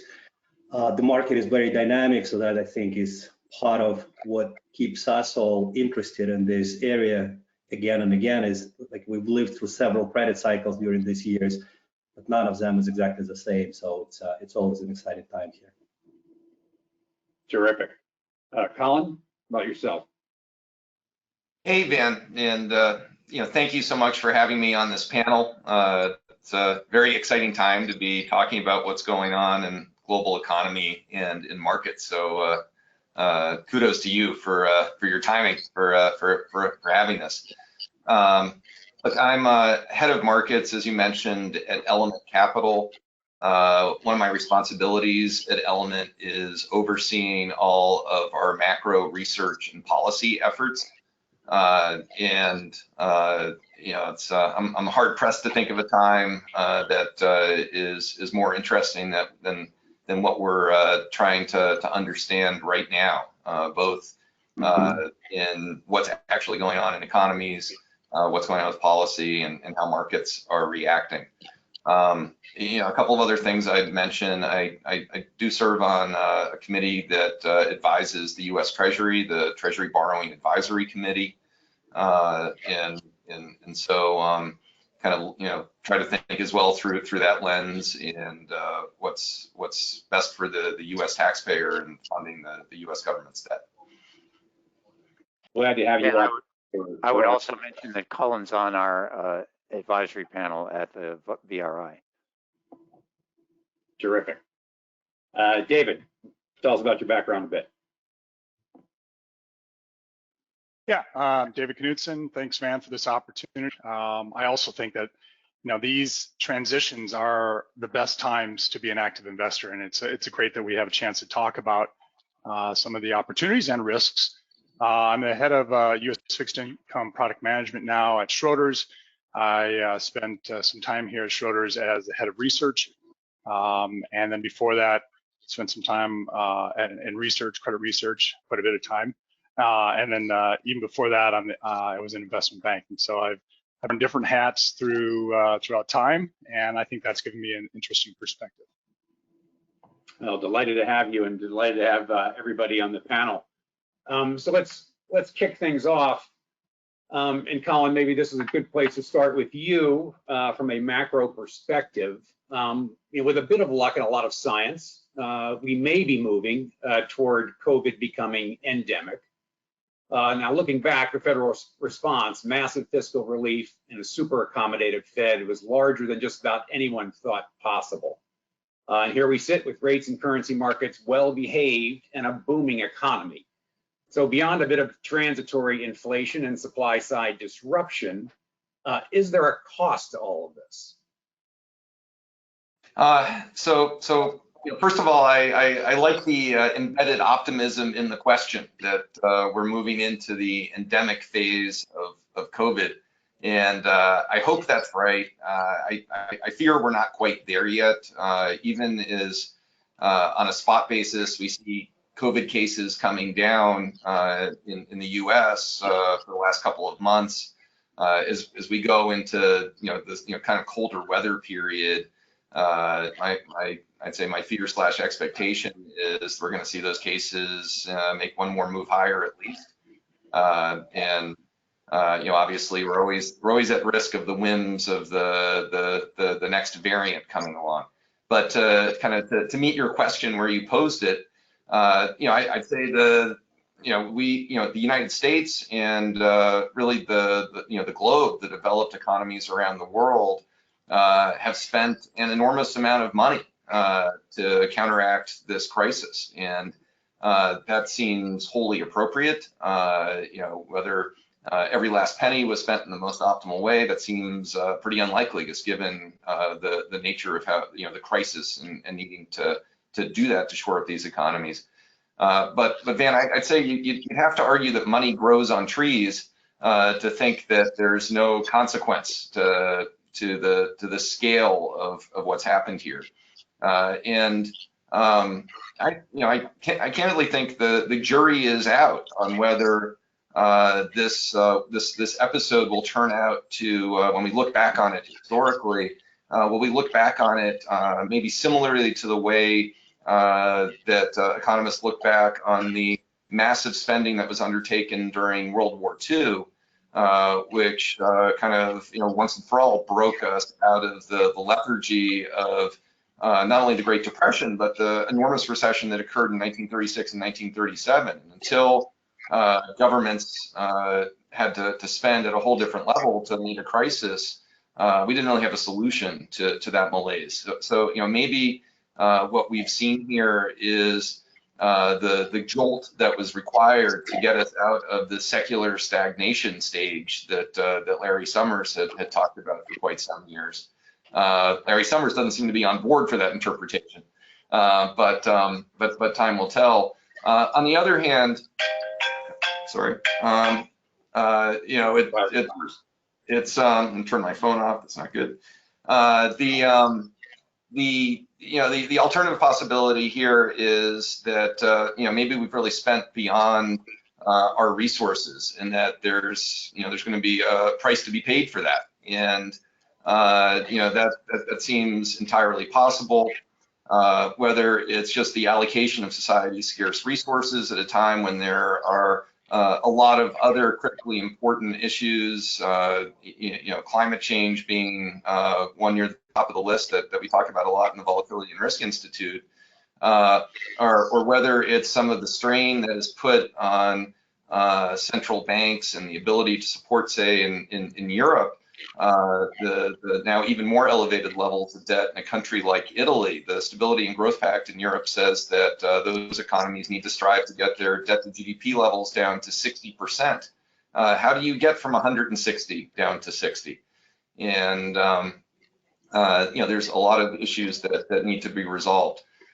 So I think the jury is out. I think that it's highly likely that there are unexpected consequences of what was probably pretty appropriate policy actions taken around the world. And part of what is going to be really interesting about the coming months, quarters, and years is evaluating all of that. And as an optimist, hoping that for the most part, this is more benefit than cost. Yeah, no, I think we'd agree with all of that. And picking up the pieces, very much the theme of what we're talking about today. This is something that has got to be made up to some extent along the way, reacting to a lot of those unintended consequences. Dick, I want to go over to you for a second, and and get your take on the economic backdrop. I mean, the cross currents are powerful here, to say the least, and yet, Bloomberg consensus forecast is calling for real GDP growth of 4% in the U.S. in 2022, more than double the Fed's longer-term estimate. Very low bankruptcies on both the commercial and the consumer side of things, unemployment rate that could break through 4% by the end of next year. None of that sounds terribly disappointing, yet the Atlanta Fed Q3 GDP now read has fallen to less than 1% for the third quarter. Dick, how do you process all of this? How do you see the economy? Well, thanks, Van. Let me talk both about the short run, which is what you're referring to, and maybe come back just a little bit to what the longer term issues that Colin and you were discussing a moment ago. So in the short run this morning, we had GDP reported on a preliminary basis for the third quarter at 2%, a little bit better than the 1%, but still a big step down from where we were.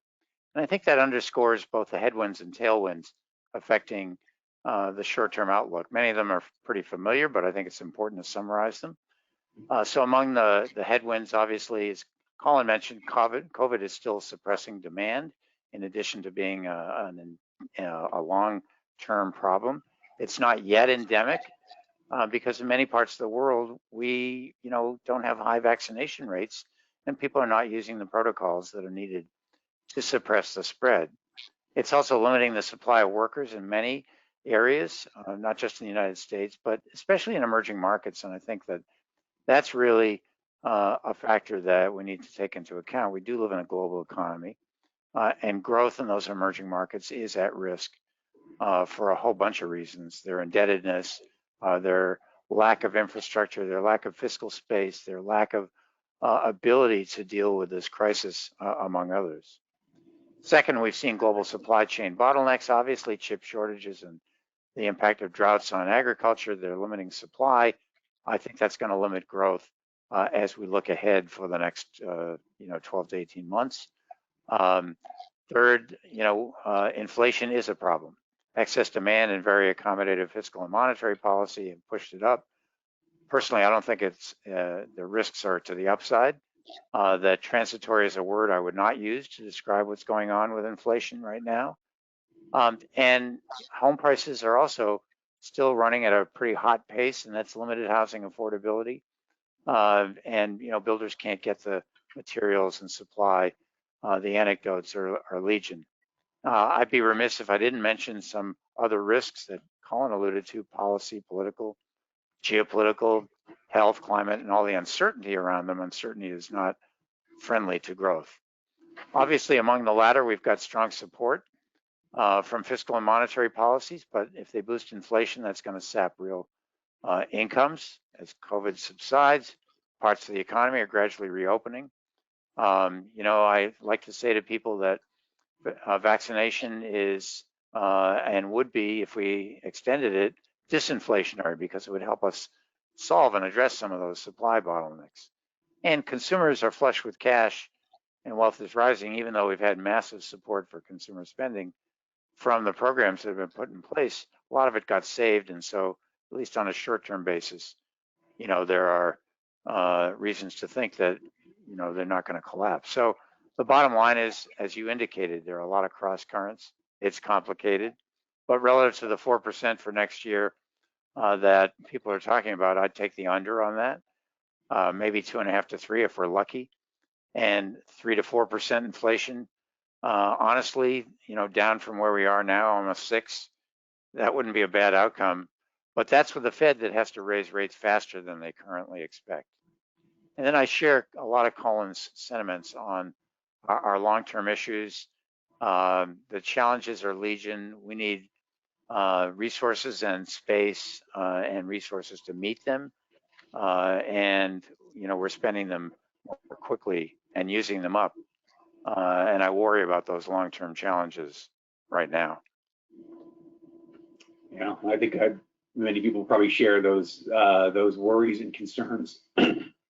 Oleg, let's go maybe a bit deeper into the credit asset class for a second. And we are looking at an economy that is normalizing, right? And careful what you wish for. As I mentioned at the outset, you've got decelerating economic growth as the effects of stimulus fade and the Fed pulls away the proverbial punch bowl.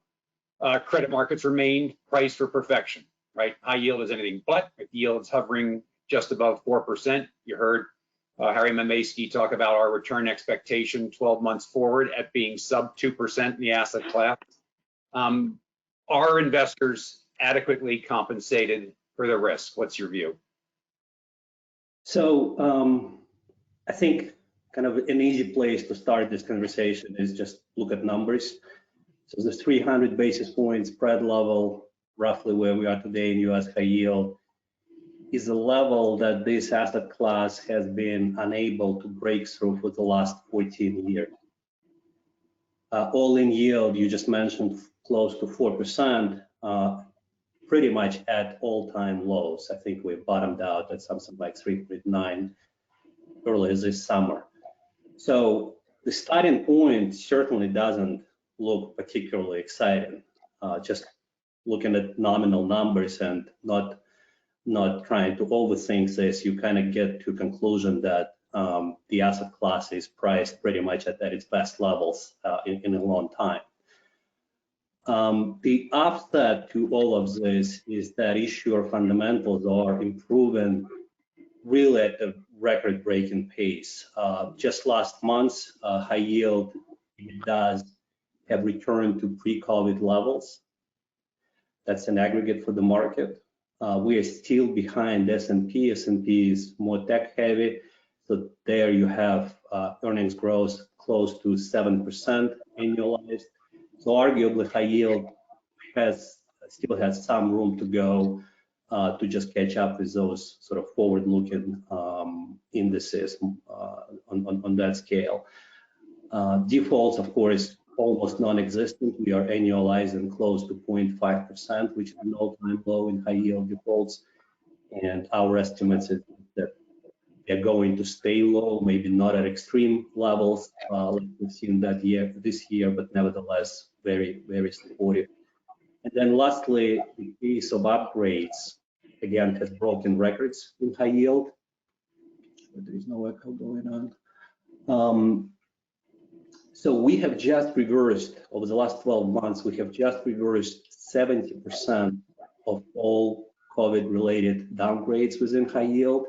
Again, remarkable in terms of how fast this has happened, but also tells us that there is probably a little bit more room to go, just because, as I mentioned, EBITDAs are already back. There's still some improvement on that side left. So we probably still maybe in the 8th or 9th inning of that upgrade wave. So you combine these two things together, tight valuations, but fundamentals that are strong and improving, you get a picture that the risk reward is actually okay. We have this notion of liquidity premium, which is essentially you take your nominal spread, you subtract your expected credit losses, and what's left is essentially close to maybe 20th percentile historically, which again, it doesn't sound particularly exciting, but it also not at historical lows. And I think for a lot of investors these days, just given how few and poor other choices are for your capital allocation, people look at this asset class and they say, well, if there is a chance of me actually realizing anything close to that liquidity premium at 200 basis points, I'm in, because other options are just even less attractive than they are here. Yeah, it's the other options part of the equation, I think, which is so relevant, at least to a lot of the investors that we speak to. David, maybe same question to you. How do you feel about risk and reward, and are they in alignment from your perspective? So the short answer is no. I agree with most of what the other panelists have talked about, and I take a step back and I ask myself, you can't really have a sunrise without a sunset. And what the Fed did, they took away the natural balance, and that is going to be restored. And I think maybe it was Ed was talking about how the adjustments for the small and medium enterprises haven't really had the adjustment. They will have an adjustment. When I say adjustment, I mean those zombies will die. COVID-19, the pandemic, it accelerated trends. And this acceleration has resulted in a lot of companies being left behind, although they don't know yet that they're done. So I think we're going to see increasing issues on Main Street. That's going to be a political question. So I think really the bigger question is, will there be a policy response to that? And I don't think there will be, because I just look at Washington and I look at politics and globally and here in the States, I don't see a consensus to address something like that slow kind of grinding burn of weakness on small, medium companies. So we're not priced in. Yeah, no, I think that's, thank you for that perspective. I think it's for somebody who has to put money to work every day in credit. I think that's where the rubber meets the road. And I don't think you're alone with that view. A lot of people hold their nose, I think, and power forward. But I think 2022 is going to be a very, very interesting year with a lot going on, a lot of moving pieces. And we'll see if investor sentiment in the sector does change. So let's go back and talk a little bit, if we can, about some of the risks that are out there. Colin, if I go back to you, and from a macro perspective, credit returns are being driven by rate sensitivity, and especially in high grade. If the Fed hikes, it's a policy mistake. If it doesn't hike, it's a policy mistake. Which is it? From your perspective, how should investors think about the trajectory of rates over the next 12 to 24 months? Sure. Yeah, that's I think the absolute essence of what's going to drive asset returns across probably all sectors. I think everything's been an interesting evolution. Not so long ago, we had President Trump berating the Fed and Jay Powell to lower rates, to make rates negative, et cetera, et cetera. And there's a lot of concern about the kind of political expediency violating the sanctity of the Fed.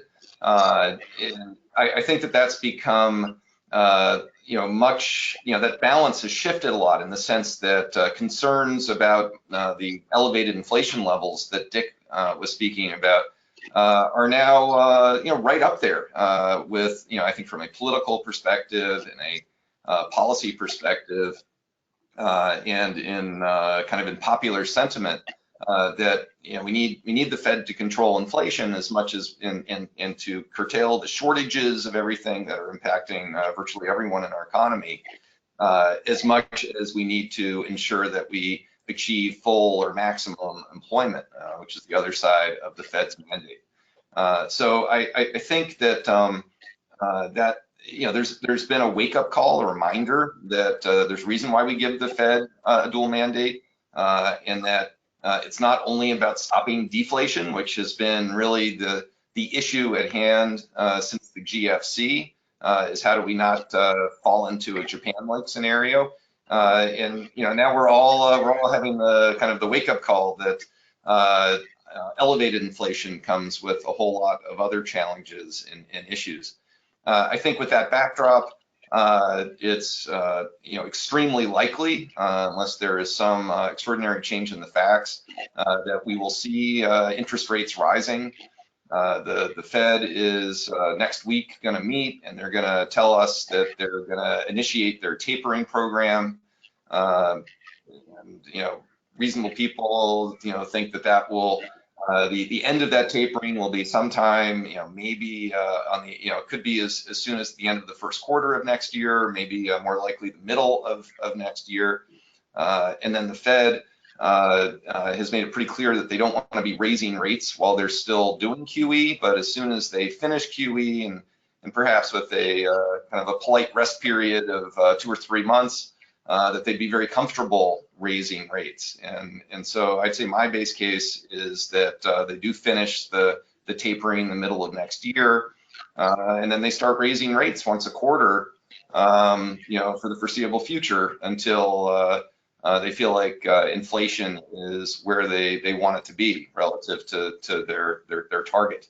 I think that's it's going to be interesting to see how markets recalibrate for that. And I know when I talk to investors across really every asset class, the fact that rates are so low has been mission critical to valuations and everything from high yield to equities. To the extent that you look out the yield curve, the performance of the long end of the yield curve would suggest as long interest rates are actually coming down, not rising in the face of inflation, in the face of the Fed tapering, and so on.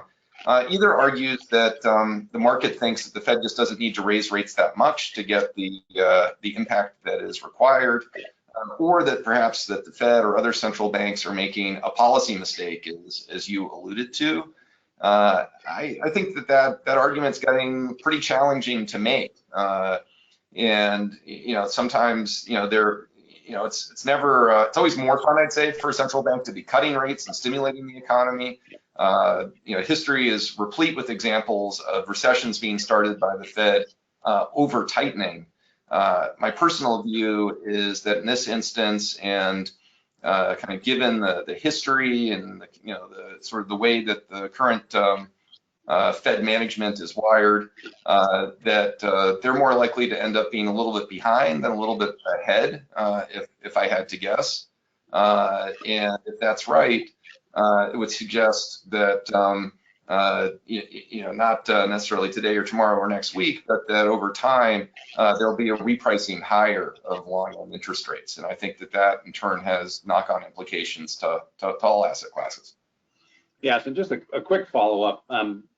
I can't imagine anyone being critical of Jay Powell and the FOMC for communicating or over communicating, right? Everybody seems to kind of expect the same thing, at least in terms of the timing of all of this. Is there, what does a scenario look like where the market might be surprised? Are we behind a bit? Fine, I think we can probably catch up pretty quickly, but is there a scenario that you think we really have to worry about that the market is not expecting? I think that's certainly possible, and we've seen examples of this in other important economies just in recent days. For example, I think I already mentioned the example with the Bank of Canada surprising the market and somewhat abruptly ending their QE program, and there being a very dramatic reaction in the front end of the Canadian rates curve.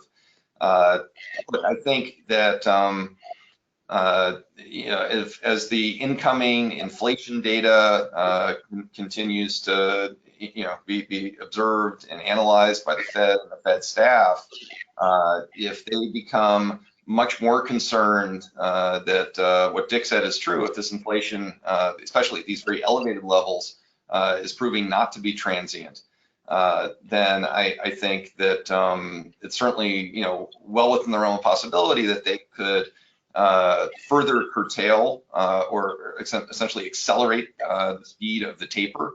And I think that has kind of the small effect of just taking them out of the market as a buyer faster. But I think that would be a very clear signal, notwithstanding all of their arguments to the contrary, that tapering and rate hikes are unrelated. They're obviously related, and if they accelerate that taper, I think they'd be communicating to the market that they plan to start raising rates faster than what I just suggested. And when you look at what's priced into markets as of this morning, the market sees it as much more likely than not that the Fed will hike the first time in June. So the market is already kind of leaning in that direction. And I think it would be a function of data dependency, but that's certainly a possible surprise. I think the alternative surprise, kind of hard to imagine right now, but I think entirely possible, is this inflation turns out to be quite transitory, and If economic growth is disappointing, if the perception is that we're not at full employment and inflation starts to recede pretty aggressively, there's a school of thought that says the Fed might not tighten very much at all, and this could kind of go. We look back on this period as being kind of collectively confused by some short-term price data that was really kind of a one-off shift in price level, but not actually any harbinger of actual inflation on a long-term basis.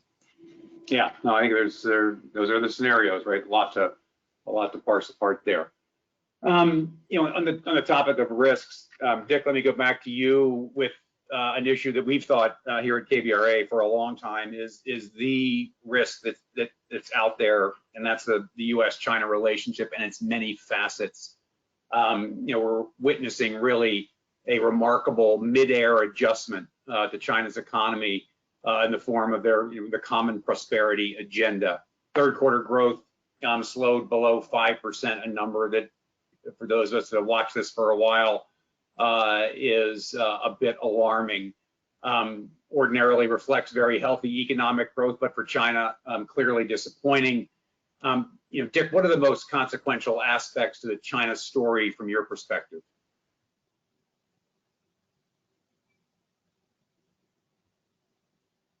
Suppress noise. There we go. I certainly agree that the U.S.-China relationship is the most important one on the planet, bilaterally right now. And I don't pretend to understand all the nuances of the common prosperity agenda. To me, what's going on in China looks like it's not supporting prosperity, but it's moving in the opposite direction. We've seen a number of things that the Chinese authorities have done that likely pose downside risks to their growth. In addition to the fact that China faces many of the same global headwinds that I discussed above or a moment ago. I think that we can list them. We've got the Evergrande effect, which is they've got a very heavily leveraged property market and the potential for disruption as the authorities try to rein it in. The authorities are making strenuous efforts in the run-up to COP26 to limit emissions, for example, by limiting coal imports, by shutting down steel production, which in China is largely coal powered. The authorities are clamping down on entrepreneurship in tech and fintech, and I'm not sure exactly where that goes. They may see it as a financial stability risk, but what they're doing right now doesn't seem to sort of balance innovation with safety and soundness. The ongoing tensions between the U.S. and China, if anything, haven't really abated with the advent of the new administration, and that could intensify. They could fragment trade and capital flows and make people think that I better reorient my supply chains away from China. I better diversify my business portfolio and think about what that means. So I certainly see downside risks to Chinese growth and to the spillovers from that into the global economy. And I worry that more generally, as we think about the transition to a net zero environment over the next few decades, which I hope we can achieve, that it's going to be a very bumpy transition. And I think what's going on in China illustrates that. In the short run, it means that we've shifted the balance of power towards the energy suppliers, not just China, but obviously with respect to Europe, to Russia, who has a chokehold on gas supplies to Europe. And I think that those geopolitical tensions are going to be with us and are going to create problems as we look ahead, even in the very short run.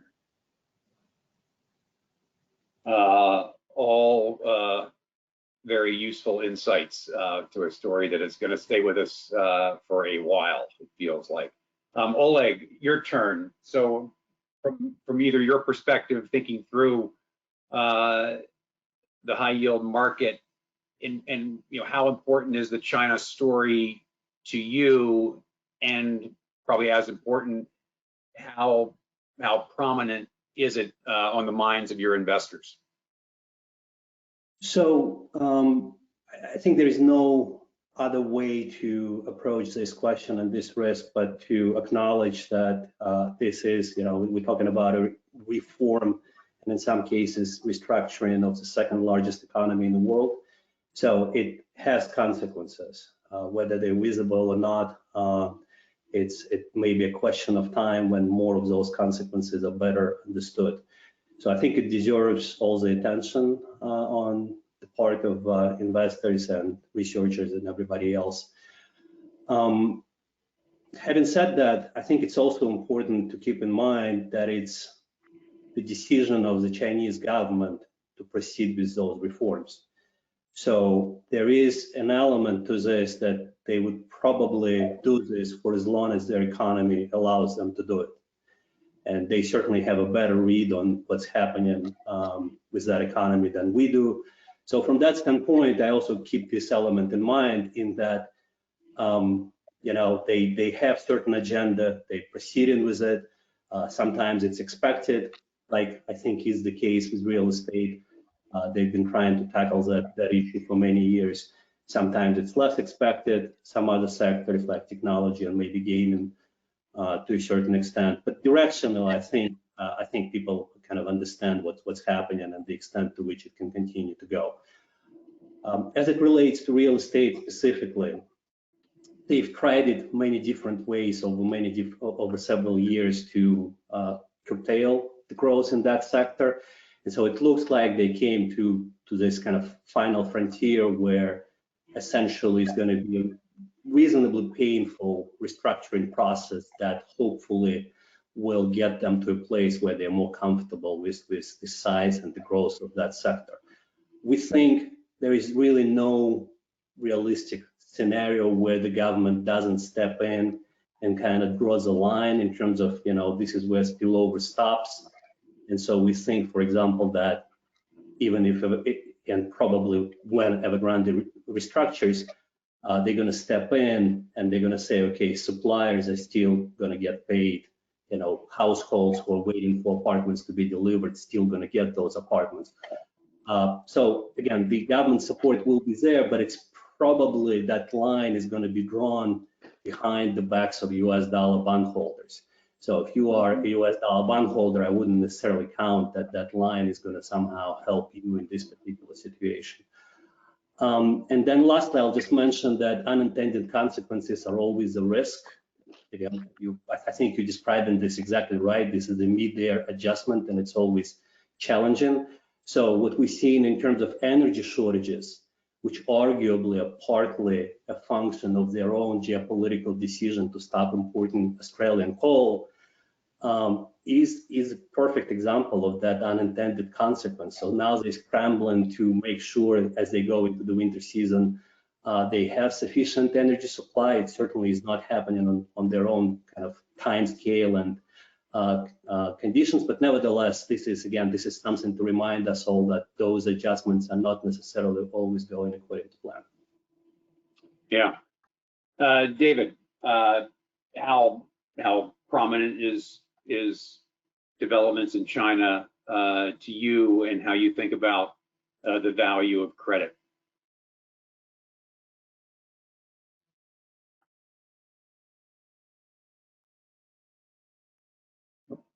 David, are you there? I don't know that we lost. Okay. You're on mute. Yeah, sorry, you were cutting it out. Can you still hear me? Yes. Okay, I'm back.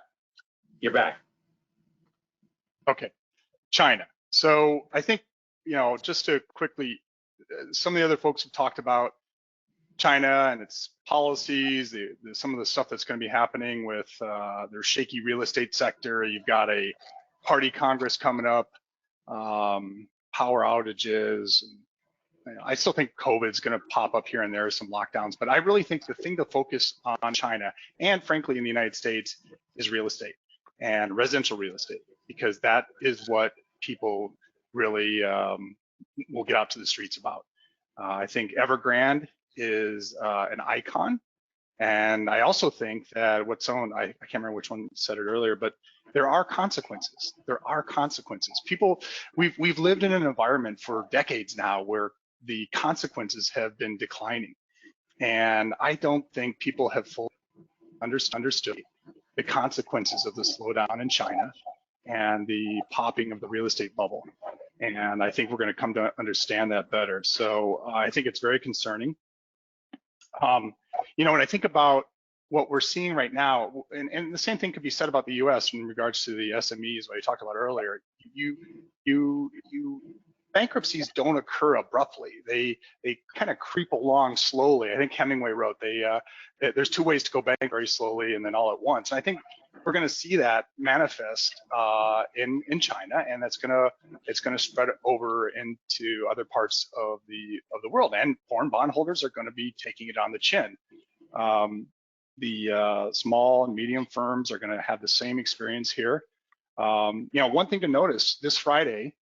There's a payment due. It was originally due on September 29th by Evergrande, but this Friday, $45 million needs to hit those, you know, those lenders, or there's going to be some excitement. So I think we won't have to wait long, but yes, China is something that we spend a lot of time on. This has been occurring for the last decade. In 2010, things started to slow, and so I think we're starting to see the final act. Yeah, I think you're very astute in tapping into some of these populist issues, whether it's housing values or the energy crunch that is happening in places. These can be unsettling, create some unrest, weigh on consumer sentiment, and those risks all point to the downside as we look at 2022. Colin, I don't want to go by this topic without letting you weigh in on this. How does this, what's going on in China, how is it changing the way you're thinking about investing globally? I mean, China is huge. This is absolutely fascinating. You know, kind of the political transition. Obviously, Xi appears likely to remain in power, so in that sense, not a transition. But the policies that he is kind of putting his stamp on the country and on the party and on the economy there, it's, you know, I think just been super interesting. You know, a couple of observations. I certainly share, you know, a lot of this concern and sentiment about the property market. And we saw firsthand in the United States that when the residential property market, when people lose confidence in that can become very challenging to get back on sides, and can take many years, even if the government is very committed to trying to reverse that. I think that something we're seeing is they're trying to kind of create this distinction, walk this tightrope between, we don't care about the bondholders, we don't care about the big over-levered companies, but we do care about the houses, we do care about the people having their homes delivered to them. They probably care about the 80 million or so party members, my guess is nearly all of whom own a home or more than one home. And you see this also with the tech companies. You're not necessarily against having the tech companies providing services to the public. What they're against is the billionaire founders becoming richer and having bully pulpit. They're against external investors reaping outsized rewards. You know, I think this distinction is repeated, you know, again and again. I'm not in the camp that this makes China "quote unquote" uninvestable, but I am in the camp that you know, given the sort of like the mix of policies that they're putting into place, that you need to get paid more risk premium. You need to have lower expectations about even the most successful companies being able to reap unlimited profits, because what we've seen in sector after sector over many years is that when companies become very successful, they get cut down a little bit. They're allowed to make a kind of a normal profit, but not an outsized profit, and that's got to be in your modeling. The other observation I'd make here, especially with, you know, through the macro lens, is the extraordinary performance of their currency, notwithstanding the weakness of, you know, the clear weakness of growth there. I think in prior episodes, you know, kind of we as a market would have had anticipated that they'd be weakening the currency, they'd be stimulating trade and exports as a way to shore up weakness in the domestic economy, consumption, and real estate, and so on. Instead, what we see is a very gradual strengthening of the currency. That's a very different dynamic. They clearly want stability, and not only stability, but stability versus the dollar. And so as the dollar strengthens, they've allowed their currency to get even stronger against the rest of the world.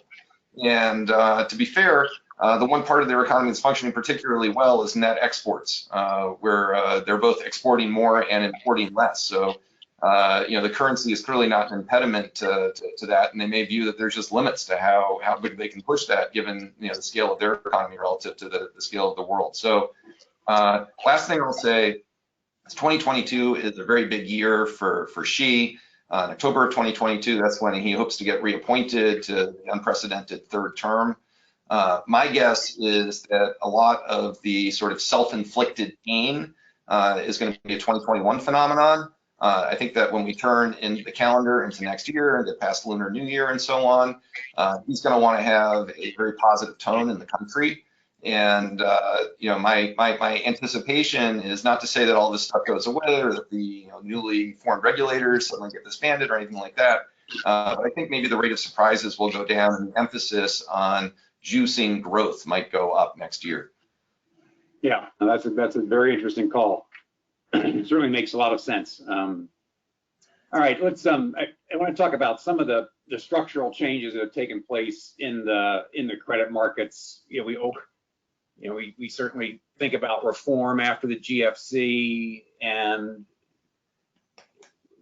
we're never going to get it all right, but we know it's going to change, and a lot of that change has really taken hold in credit markets. So off the top of my head, we talked a little bit about this earlier today, the rise in the shadow banking system and the capital markets continuing to disintermediate banks. The loan market now is prominent in leveraged finance as the bond market. Cov Light now the norm, clearly in the loan market. Dick, let's start with you. What on this list stands out, and are there things in here that, from a policy perspective, you think we're kind of on the wrong path, and we've opened up some systemic risk possibilities here? What do you worry about in this list? Well, my previous job, Van, obviously I was paid to worry about a lot of things, and I teach risk management, so I'm still doing that. But I would say all the above and more, frankly. Dodd-Frank and the rulemakings that came out of it didn't address many of the vulnerabilities, as you just alluded to, in non-bank intermediation and systemically relevant financial markets. Now, the pandemic shock, as we all know, exposed those vulnerabilities in treasuries, repo, and other securities financing transaction markets. We knew in 2014, for example, that the proposals for money market mutual fund reform were inadequate, and that was confirmed in March of 2020. And I think there are several good proposals out there to make markets more resilient, and a holistic approach to those, I think, is really needed at this point. And we've got to have the political will to do that. In addition, I think we've got risk concentrated in CCPs, and the prospect of central clearing of treasuries and CCPs, almost a $30 trillion market that we're going to move onto these platforms, not to mention repo. Their resilience to liquidity shocks, I think, relies on the benevolence of the Fed and other central banks, and we need to think about the governance and risk management and some policy changes there, and I've participated in that discussion recently. Leveraged lending, I think, is as risky or more so than when the regulators issued guidance 8 years ago. It's hard to see that based on what Ed and others have talked about in terms of declining defaults and a favorable economic environment. But the fact is, I don't think investors are getting paid for the risk, to be honest. And last, I would just note a little bit far afield from this, that fintech and innovation obviously offer significant benefits, but also potentially significant risks. And the things I talked about before, climate, cyber, geopolitical, and pandemic risks, I don't think they're priced into markets at this point. Maybe pandemic is, but you know, there's still a lot of things we need to learn about those to think about where the risks are. Yeah, no, I agree with that. David, I want to, Dick talked a little bit about some of the vulnerability or inefficiency in the front end.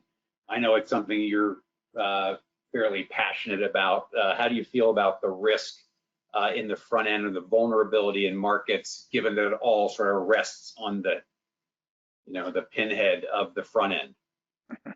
Yeah, so I really, I focus on just a handful of things to catch the heartbeat of and to kind of look into the future. And one of those things is the front end, and it's repo, it's overnight, it's pretty boring. You don't expect to make any money, you just want your money back.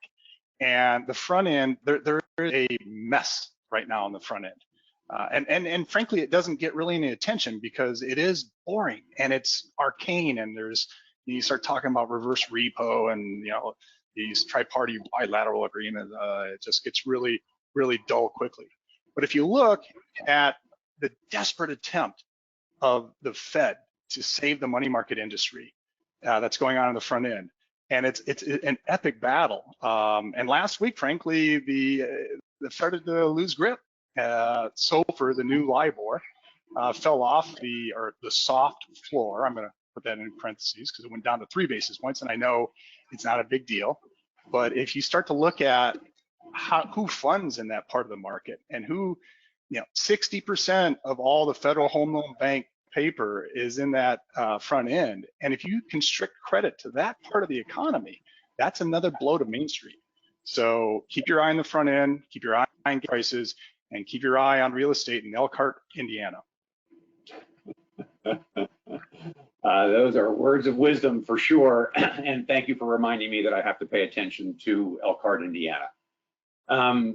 Oleg, let me bring up one more elephant in the credit room, and that is, with the Fed overtly backstopping much of the credit market at the outset of COVID, there are those out there that believe that default rates are structurally changed because every time we head towards some sort of downturn, investors are going to expect the Fed and Congress to act and backstop credit that theoretically is the default rate and makes credit cheap, even at these extraordinarily tight spread levels. How do you think about the ongoing relevance and presence of the government backstopping credit markets? Has that changed structurally default rates in your opinion?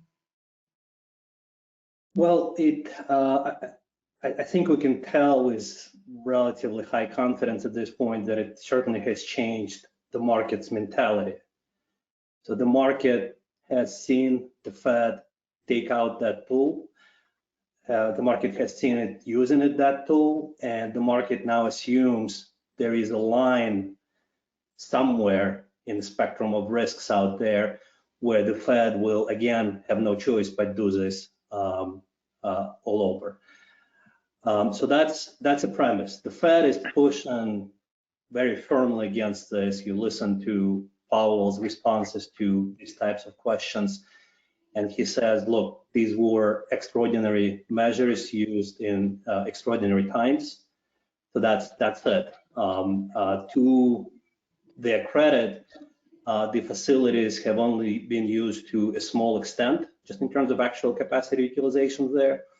And they were the first ones to go. So in other words, some of those facilities are still outstanding, but when it comes to corporate credit facilities, they were actually shut down at the first opportunity. So it remains essentially, I think, an uphill battle for the Fed to convince the market that they are serious about, this being used extraordinarily in COVID situation, and this is not something they're planning to use every time the market goes into stress conditions. But I think at the end of the day, the only way the market's going to believe it is by seeing it in action, that those stress conditions are not going to trigger the redeployment. The question on defaults, I think, is a little more kind of far-fetched. I don't necessarily think that that particular application has immediate long-term consequences. But we all seen what's happening in Europe, right? European high-yield default rates have been below US high-yield default rates for the last 8 years. And I think most people would agree it's not because the European economy was growing that much stronger, right? It's something else. And what else is it? Well, it's potentially the ECB who's been much more proactive with its policies going all the way to 2015.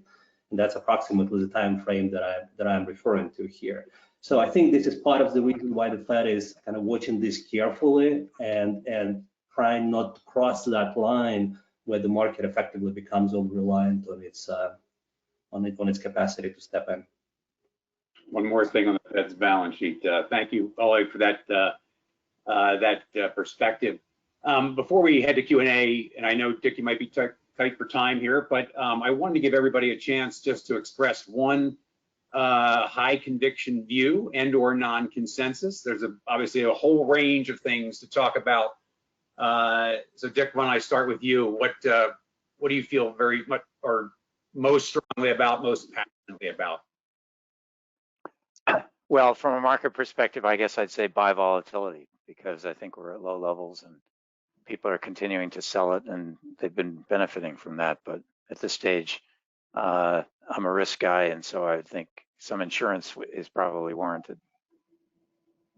Fair enough. Colin, what do you feel most strongly about?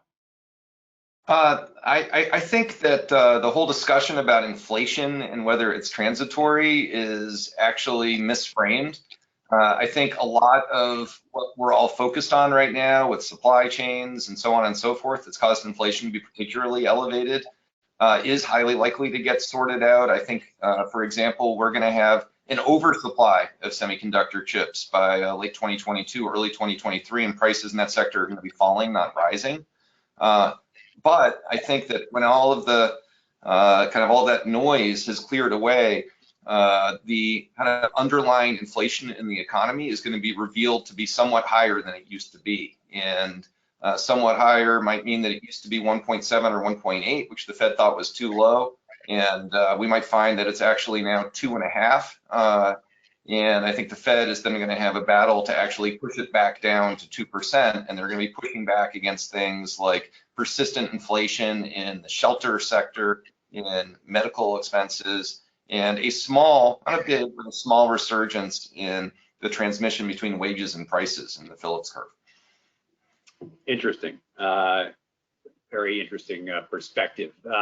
Oleg, what's your high conviction view? So I'm with Colin on this one. I think the market essentially at this point is, I would say it's not that it's overhyped. We're obviously seeing very unusual inflation backdrop, and it's raising a level of concern, duly so. But what I think is where the market is running ahead of itself is it's somehow assuming that just because it happened between 2021 and 2020, it is supposed to happen in 2022 and in 2023, and those are, I think, very far-fetching conclusions. So inflation is higher. It's certainly, the impact of pandemic looks like it's going to have a prolonged impact on inflation expectations. But you look at TIPS, and TIPS are pricing in almost 2.7% inflation before this morning. Of course, they came down on that GDP report substantially. And so I think, if anything, the element of surprise in the near term could be on the downside, just because, again, the degree of market sort of agitation on this topic is pretty high. David, your view? Yeah, always terrible to go after everyone because I'm like, well, I've got this idea. Unfortunately, I'm going to saddle up with everyone else. I just think that, I think someone once wrote that when God created man, she overestimated her ability. And I think what's going on right now is the market is overestimating the ability of the Fed to land this economy in the face of slowing growth. I mean, I look at the GDP now thing falling down to 0.5%. I think right now there's a probability, maybe a higher probability, that we could have we have a negative print next year instead of a rate increase. I think that I think also that Dr. Powell is the hawkish option now. There's other options out there, and we're going to find out hopefully in the next week or two what they may be or may not be. But honestly, he is the hawk right now, and he's not really, there's no confirmation yet that he's the guy. So I think sell. I like the buying volatility. That's clear. But I think sell some of the hawkish rate expectations. I do think we'll sit down ultimately at higher sustained levels, and I do think the Fed will be creative in finding new ways to come up with new tests before they hike. So yeah, well, David, you don't have to be the absolute last one to go. I'll weigh in with the view of my own, and that is, we've talked about. In fact, we've labeled it the great deceleration, right? So it's, growing from 6% to 4% to 2%. The behavioral aspects to that adjustment, I think, are very real. And when you mix in an energy shock and the housing market being less affordable than ever, and higher prices for your average American family, I think all of that is going to weigh on sentiment in ways that we've forgotten how those things affect sentiment through much of 2020 and 2021. So I think I would share Dick's view of risks to the downside from an economic growth perspective. I think we've all gotten a little too used to what life with a whole lot of stimulus looks and feels like. So with that, let me bring the panel to a close. We've run over a bit of time here. Let me check to see. I think there's a whole lot of questions that come in, but let me bring in this one because I think it is an important one that we really haven't talked about, and that is the energy shock. And I'll open it up to anybody. If we go back through history, energy shocks don't always predict recessions, but they're typically part of them. And so is this a newly discovered risk that all of a sudden we've got to readjust our models and thinking for, or is this something that, like a lot of other shortages out there, this is going to correct itself in 3 to 6 months' time? Anybody have a view on the risk of the energy shock? I think it's going to last, for a while. And I think that what I mentioned earlier, I think is important because there's a huge amount of sentiment that we need to really start the transition, even though there are a lot of forces that are moving against that. But I think that shareholders are telling, for example, we saw just the other day that Third Point is asking Shell to split into 2 companies, if you will, a good and a bad company, to make clear what its businesses are going to look like. People in the energy business are not investing in fossil fuels and traditional energy sources to help make, and certainly not enough in the greener sources of energy so that we can make this transition smoothly. So I think it's going to be pretty bumpy. And one of the things we know about energy prices and commodity prices in general in the short run is that they are not very sensitive to price, either on the demand or supply side. And that's really important. So if you get any shock that affects supply, it's going to have a big impact on the price. And you will see, as we've all talked about, the consequences for that. And I think that there are going to be adverse consequences. They will have political spillovers, as I think some people have mentioned. And that's definitely a risk. Anybody else on the energy side? Yeah, I'll just jump in quickly. And Dick, I embrace what you're saying. And I think that as policymakers around the world at varying degrees and rates of change are trying to push towards renewable sources of energy and getting carbon down, it is I think inevitable that prices increasing on traditional sources of energy is supposed to be part of what's happening. That's actually helpful to the cause. But those prices don't cooperate and do it in a very gradual fashion that makes it easy to manage gradually. Those prices are very jumpy for some of the inelastic demand reasons that Dick was referring to. And so I think we're going to learn a lot as we see, how do policymakers, whether it's in the UK or in Germany or in China, or perhaps someday in the US, respond to those price shifts, and do they just do a 180 like what we saw in China, where there's like, okay, we didn't mean it to be that big a move. Let's buy as much coal as we can from Australia again, even though we're trying to punish those guys.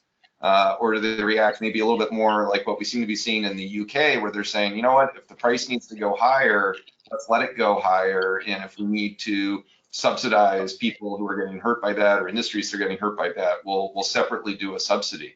But I think this is going to play out over the course. I think this is not for years. I think it's going to be for decades. So one of the things, if I could just build on that, again, without hogging the microphone, is, I was at the Fed in the 70s and lived through Arthur Burns. And I worry that people are going to start taking out the things that for which prices are going up, as Arthur Burns did, in an effort to say, well, the inflation really looks much more benign.